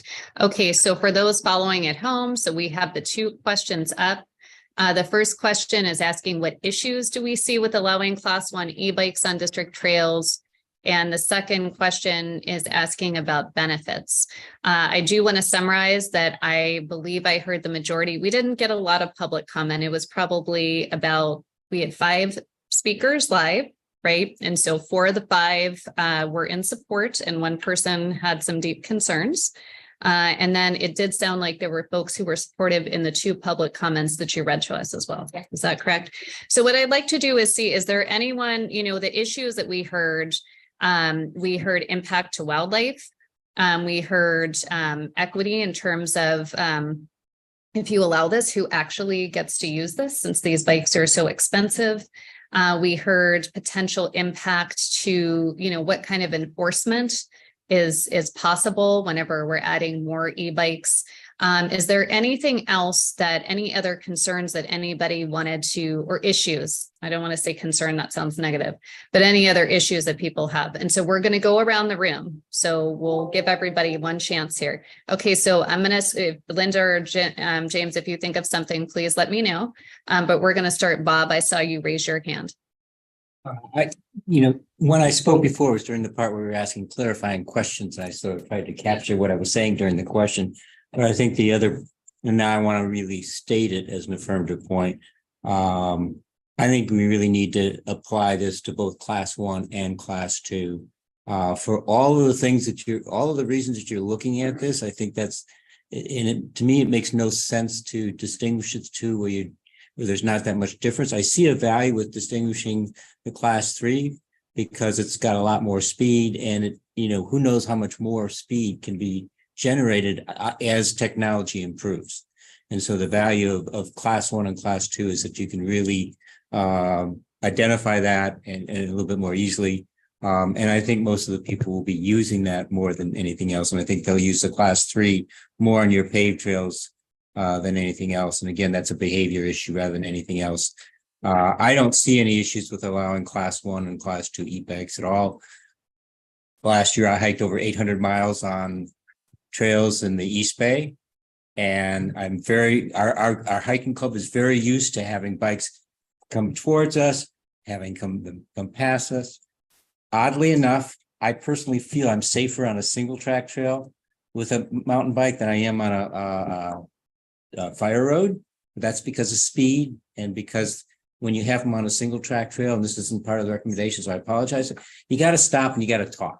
And that's actually really, really good. Whether you say, and it works out really well and it's part of being civil, but I really support making the recommendation you're making, but with regard to both class 1 and class 2. Buddy, like if you've already said something, we don't have to reiterate what we said, but if you have something new that you want to add, please do. Deb?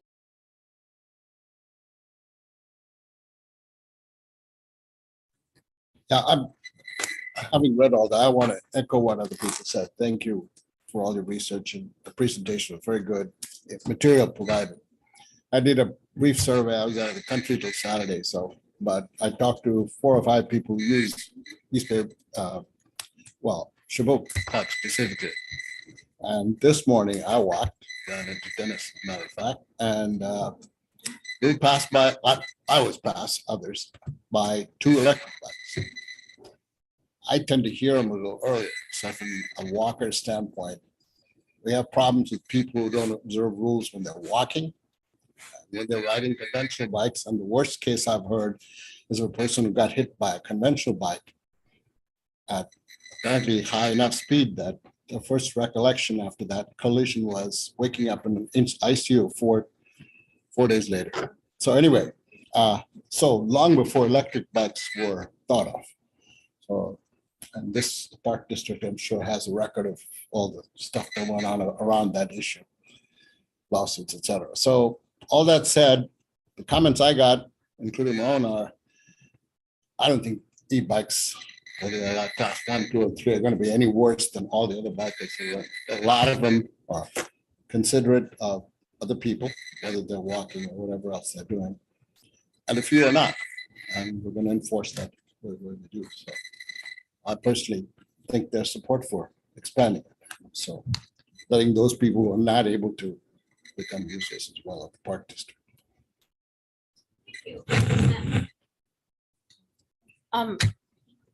I think as far as we do need to recommend a policy, and I would say class 1 and class 2, because there are e-bikes on the trail, and not to make some type of recommendation is ignoring the growth of e-bikes. And, I echo kind of what Member Simmons does.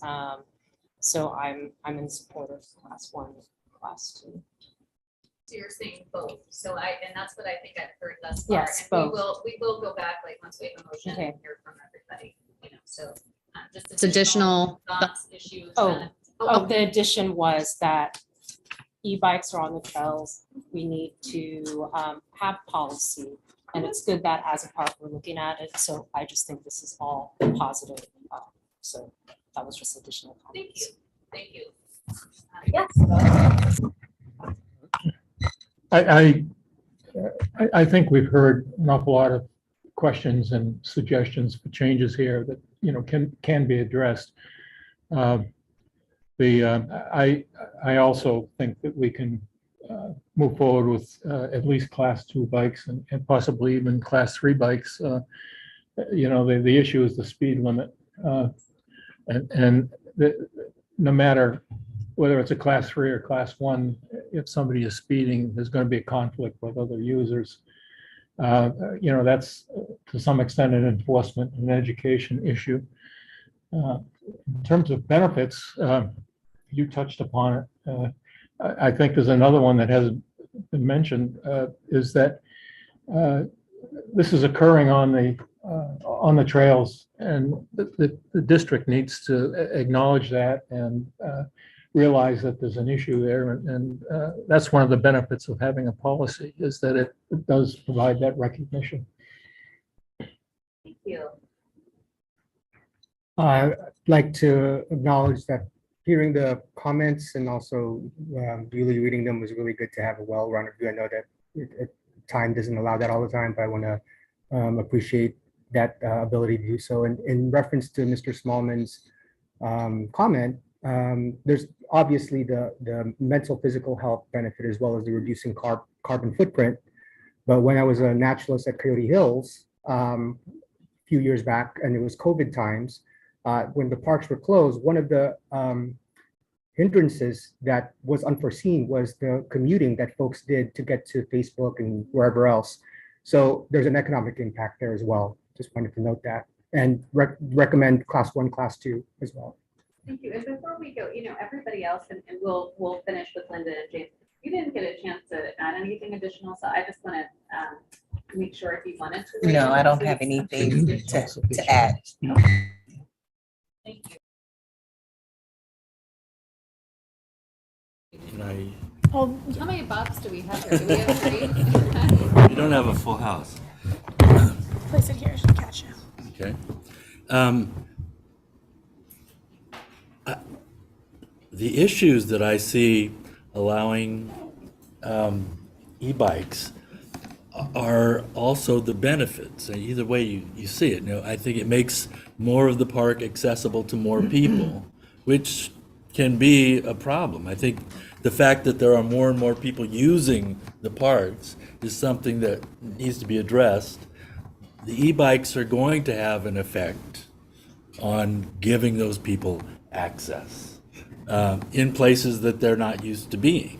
People who aren't used to being there, and people interacting in ways that they're not used to having, you know, e-bikes there. So I think that I support allowing the e-bikes, acknowledging the fact that they exist and that they are acceptable transportation, maybe even class 3. Are you supporting class 1 and class 2, or just class 1? Because I heard you say maybe even class 3. So I'm supporting class 1. I'm still not sure about class 2. I think class 1 is a no-brainer. I do think that makes sense. I haven't thought as much about class 2. I think in terms of meeting the mission of making the park available to people and getting people involved, I think that's great. The more people you get involved, the more impact you're going to have on resources. So how do you protect the resources at the same time that you're providing access to people?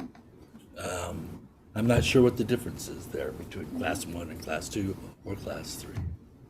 Thank you. Susie?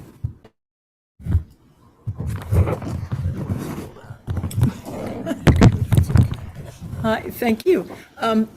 So many great comments and so much good conversation.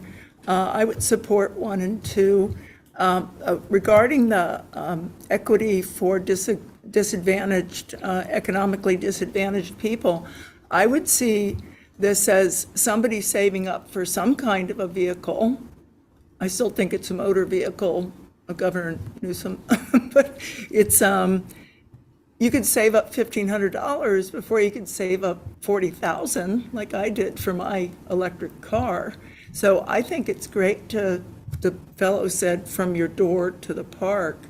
You got to have the battery range, but I think it does allow more equitable, economically disadvantaged people being able to use it. And going back and forth to work too, as Francis said. Thank you. Next.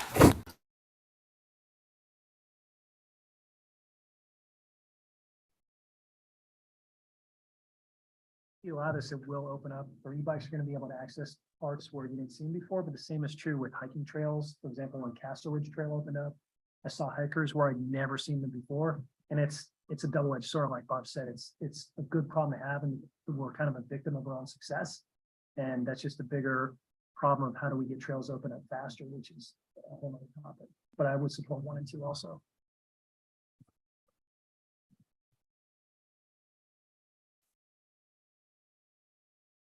Yes, I think the benefits have been spelled out clearly today, so I don't need to revisit that. What issues do I see with the current Class 1 e-bikes is that I see Class 3 e-bikes joining the crowd and no one will be there to enforce the restriction. And I'm a little uncomfortable about voting on something tonight because it wasn't agendized as such. And I don't know if the public knows that we were going to be entertaining Class 2. So I just wanted to throw that out there, and Class 3.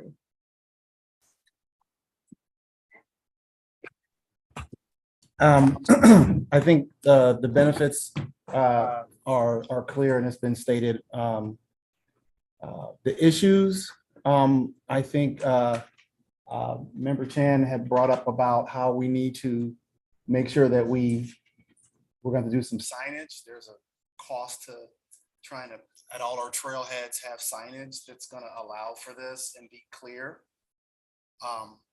as to Class 1, Class 2, what that means. Somebody's going to roll up with their bike, and like I said, they're going to ride whatever they got.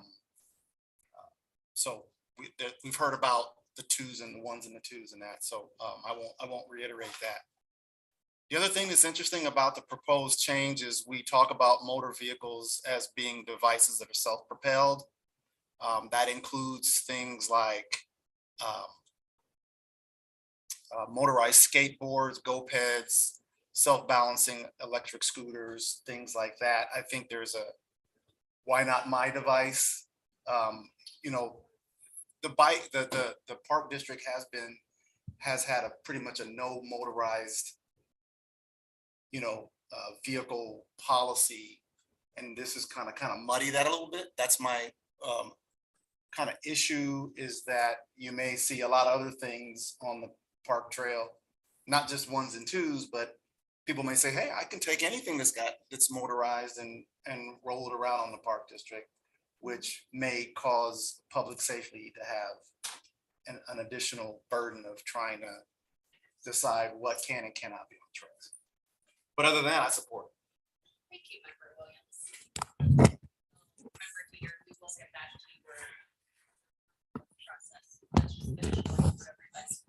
Member Scared, do you have anything to add? Issues? Well, I would just like to add that I really appreciated hearing, I guess I'm one of the last, all of these comments that preceded mine, and a lot of insight, a lot of careful considerations gone into them, obviously.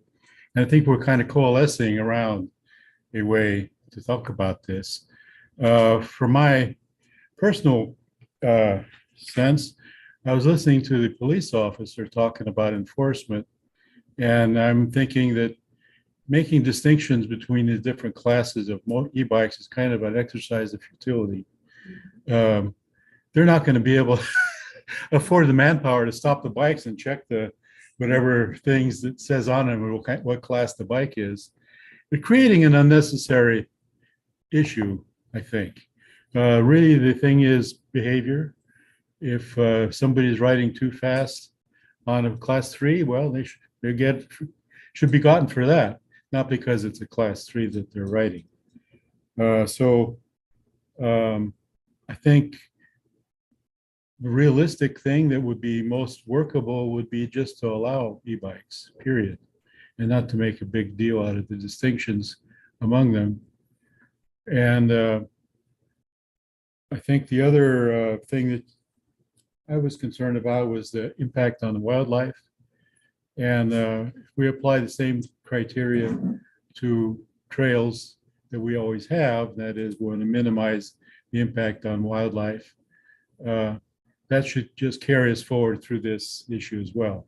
There's nothing unique about this in that respect. So anyway, thank you all for a very enlightening evening.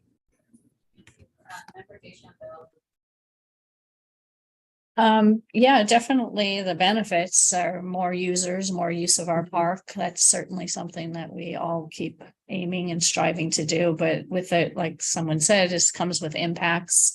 I would not support 2 and 3 tonight. We're not really voting, I don't think, but if it goes forward to staff, I would have some concern that that wasn't in the public info packet. And I don't feel I got a full assessment, and even staff on the noise issue I mentioned wasn't clear if 2 or 3 added additional information.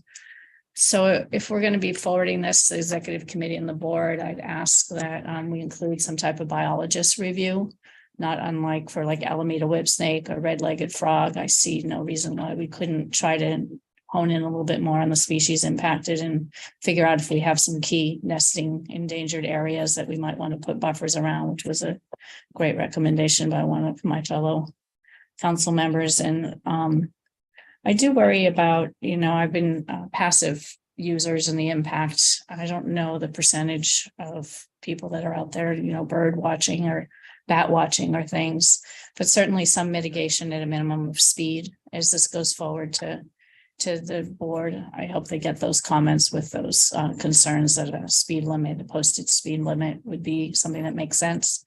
And finally, I've been on here a little bit now. It seems that we do pilot studies, and I'm not sure why this couldn't be a pilot like the 8 trails. Let's see how it goes. But the problem I have with these pilot studies we do is there doesn't seem to be a real measurable of when it succeeds or not, and they just sort of get grandfathered in. So I'd just be interested in either a monitoring program or a pilot study of some sort, just if nothing else to give ourselves feedback. This is a changing world that we're in. And anyway, we'll leave it for our board of directors to vote on, but I would ask that those comments go forward with us. Yes, I understand that it's listed as a presentation, so it was not listed as an action. But if it does not come back to this committee and this item is going directly to the board, I would ask us to be open in regards to making a recommendation to the board, because I think we should be heard formally. I do think we should support class 2 as well, but I actually agree with what PAC member DeChambeau said, and I think maybe we can make that a qualified recommendation, as we do think 2 should go forward, but more studies should be done regarding sound.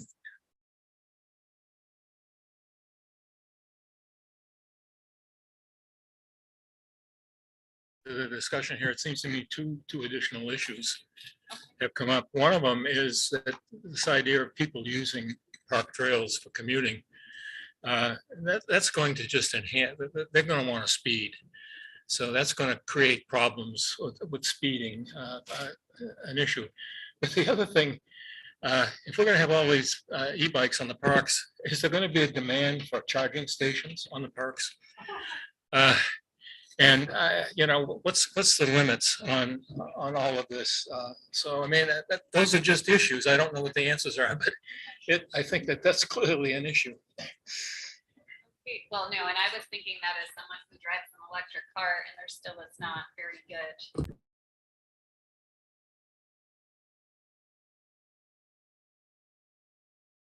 Can they get from where they start to the park?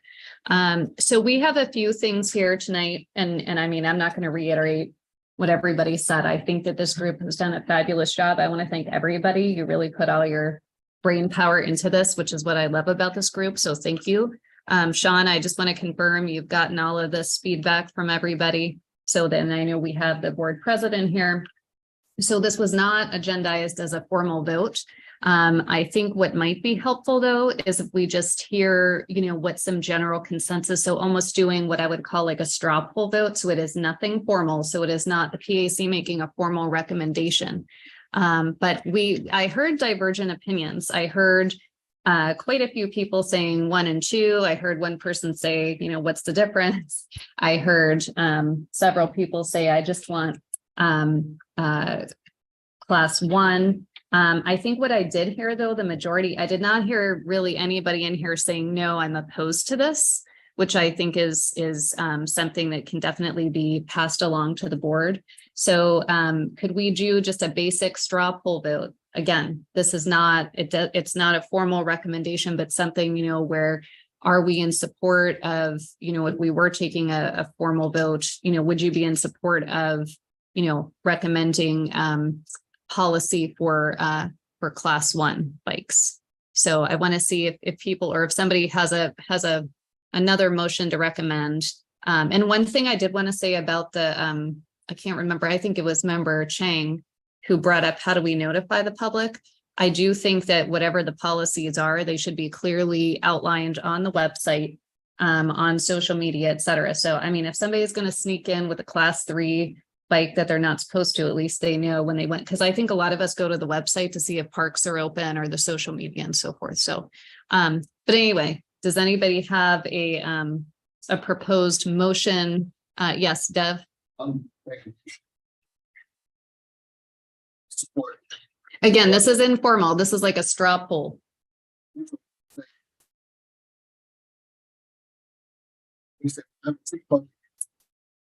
Uh-oh, I think we need to. And this is a recommended committee, so it's not the same issue of public notice. I think a lot of public comments were heard anyway, that the board will have to do that. So the board has a chance. So we're simply making a recommendation. So we don't set policy, but we are publicly noticed. Oh, sure. Board that is, that we have to comply with the Brown Act. So maybe if I see like a raise of hands, like would folks support class 1? Yes, you were, I saw your hand. You were asking for a motion. You may want to take 2 or 3 options that we can look at, and I would suggest one, which would be all 3 classes and some caveats in there. I think the idea of a pilot approach on this with a lot of really careful data gathering to see how it works out with a termination date. So there has to be a formal vote in the future to continue it, would be a way to go. That would be one option we ought to consider. Somebody wants to offer some other options. Since this is a straw poll, maybe we do something simple. So definitely understand that there's studies that the group has suggested and will definitely be valuable, but maybe we just see what is the general support. So you just keep your hand raised as long, like, so, class 1, then we move to class 2 and then to class 3. So whenever you want to drop off, and this isn't saying that you support all 3, but it's just saying that you support the idea of class. We all understand there's some caveats and other stuff we want to bring forward. And the idea of a pilot Oh, approach yeah. as Yeah. opposed to a permanent. Can we also, sorry. I think,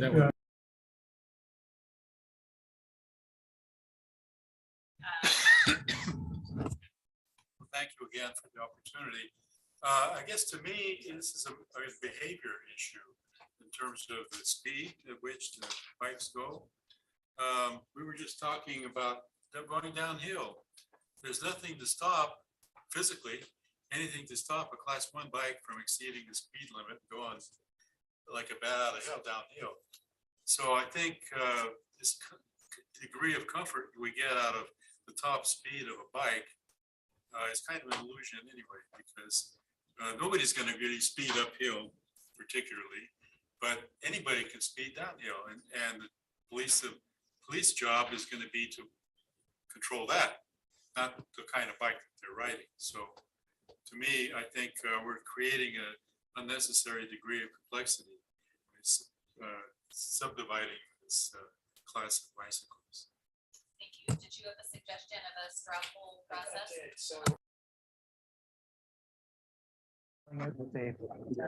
Just do it flat out, because reality is that they're so prevalent. The data is already there, and I think the presentation already alluded to that too. So I would just say maybe a straw poll both on a pilot and then not on. So I think what we need. I don't know, I staff help me, but I hear a few things. So what I'm hearing is, you know, maybe we all start standing up. We've all been sitting for 3 hours, so we might want to stand.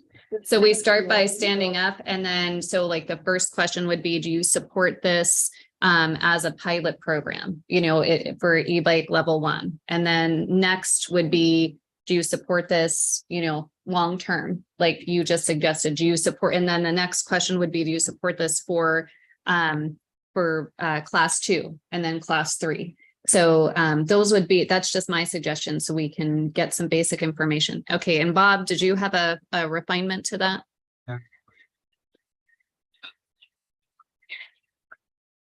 Okay.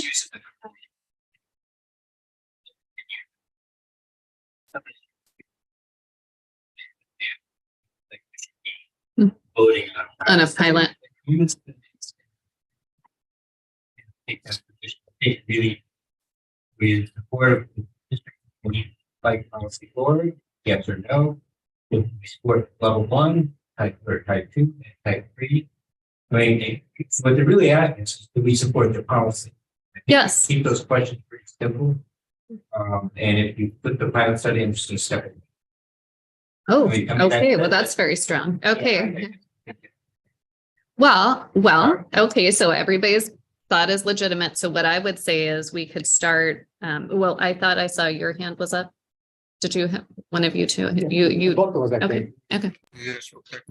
I'm in agreement with that, because as you can see, there's already policies in place for all the other districts in the Bay except ours, which shows that we've been sitting on our hands and really doesn't bode well for the Park District. So I appreciate the recognition that, you know, doing a pilot program will continue to prolong something that we already know is the right thing to do. Yeah, I understand what you're saying, Bob, and I agree with you, but I think what I was really trying to get at is there needs to be some kind of a period, a year or two of really close examination of how this is working out, finding out what works, what doesn't work, you know, and identifying additional changes that can be made so that there'd be another opportunity to take a look at this and make changes, you know, formally set that kind of process in place.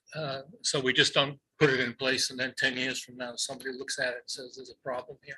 And so I think that that's good feedback, where I would like to recommend that we include that to the board, that there's some kind of check-in. So once this gets implemented, how is it working? You know, what kind of metrics in terms of the increase in users, any conflicts that are identified, understanding that, you know, if somebody is riding a class 3, technically illegally in the park, as long as they're following the rules, they're probably not going to be chased by the Park District Police. But yeah, so making a recommendation for there to be regular check-in points and reports back to the board about what's working, what's not. Because to your point, with any policy, things sometimes do have to be refined over time to, you know, to respond to public behavior. Somebody had their hand raised. Yes.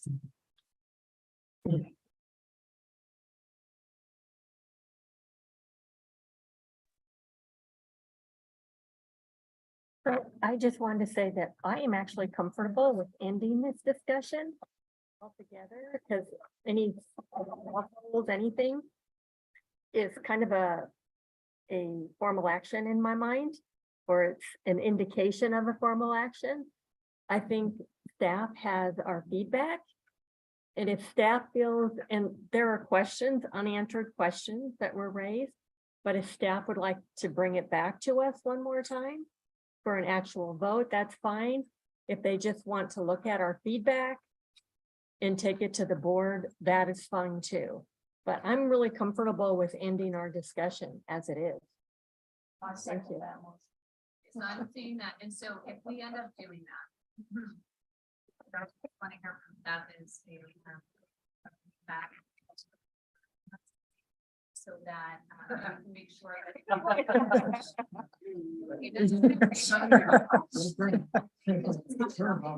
No, but I'm.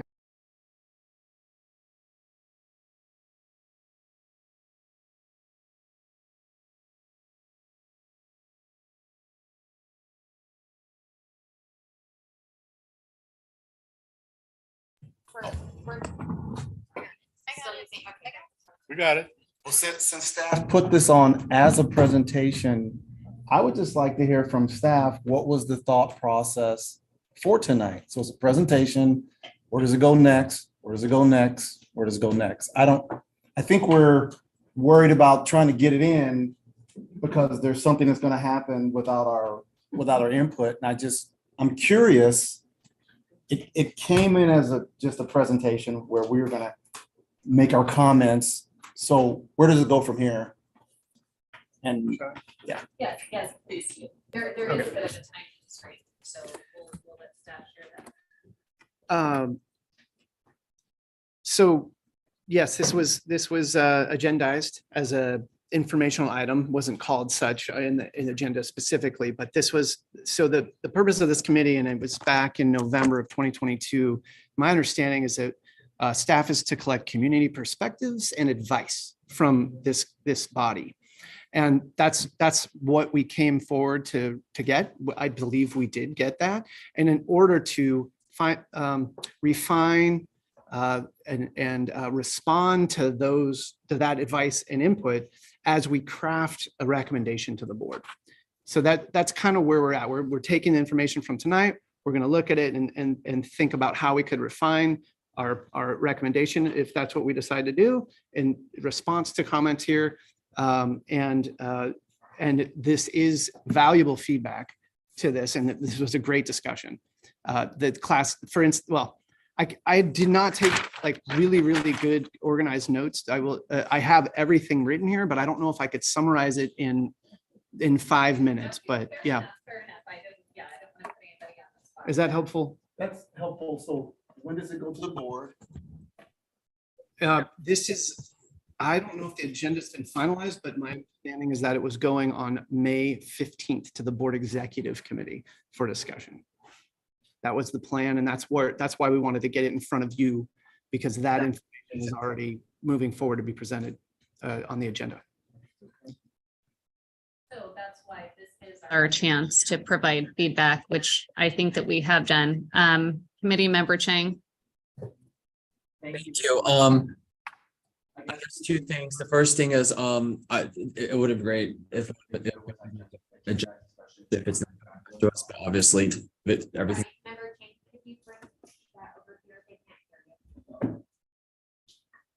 So, obviously hindsight's 20/20, but it would have been nice if it was going directly to the directors that it was on the agendas, but no worries. The second part is just because I don't know you, but I'm new in person. Like, I'm assuming we just cannot take action because this is a presentation. So I should stop thinking about that. And that's it. Flexibility. That's why the straw poll idea was raised. But I keep hearing this is a big group, right? And I'm hearing collective conflicting visions. So I think that, correct me if I'm wrong, I think that overall, the one overarching thing that I did hear was there are a variety of concerns that hopefully Sean has taken down. And if not, we can go back and watch the meeting. There are overarching concerns, but is it fair for me to say that overall, this body has comfort with recommending moving forward the use of Class 1 e-bikes on Park District trails? Is that a fair statement? Okay, I see one person shaking her head no. Is anybody else shake it? Could I just see some hands come up? So The question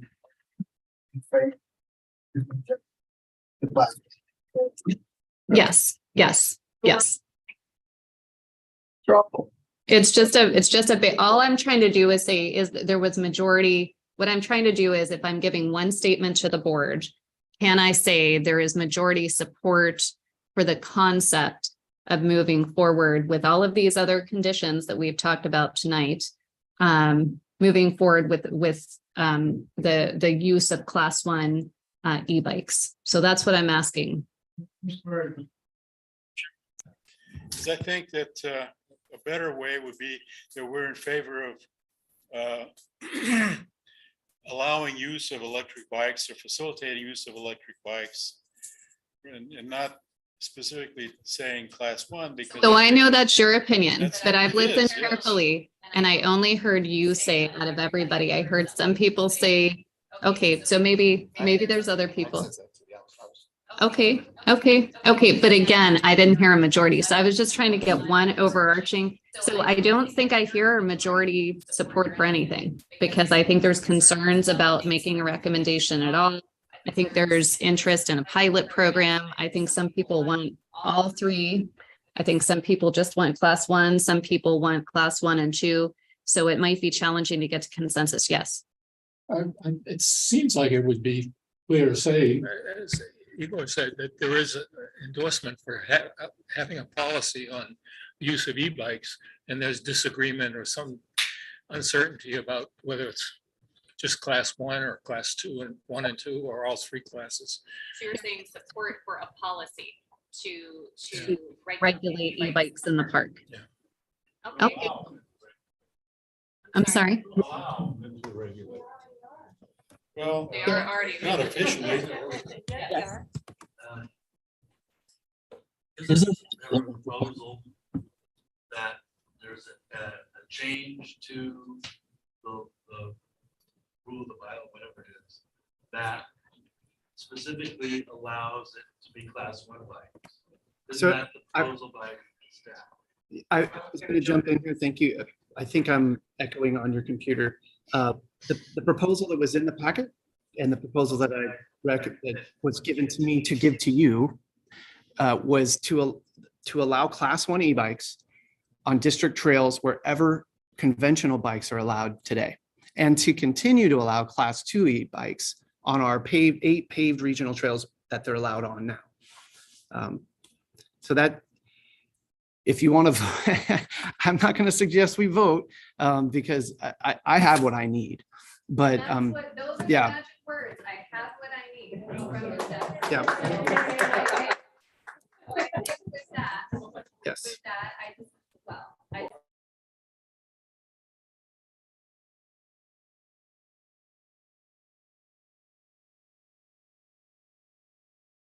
Thank you. So this is a messy topic.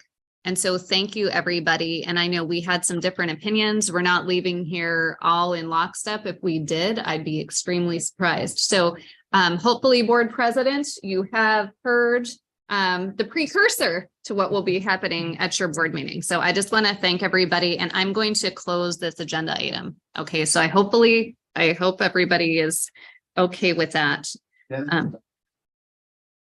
Yes, I think he was just absorbing all the possibilities. So item number 8, report from the chair. I don't have much of a report at this time. Spent time with staff trying to prepare for this meeting. So thank you, everybody, for engaging, and hopefully the pre-questions helped to set the stage for this conversation.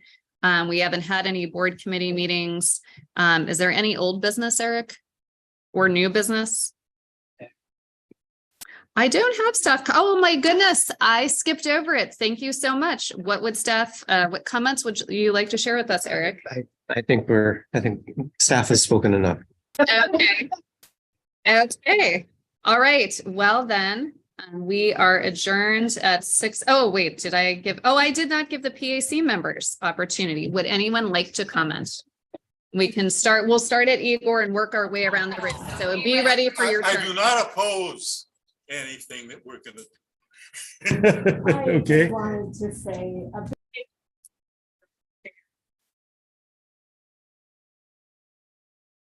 Thank you for not getting offended when I yell at people because I'm just trying to get us out of here before midnight. Thank you. Yes, it is very hard. Yes. Thank you, Yoli. Thank you. Thank you. Thank you.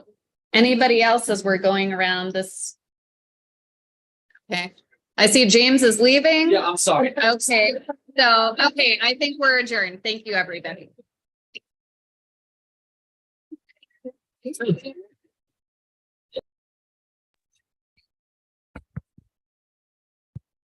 Thank you,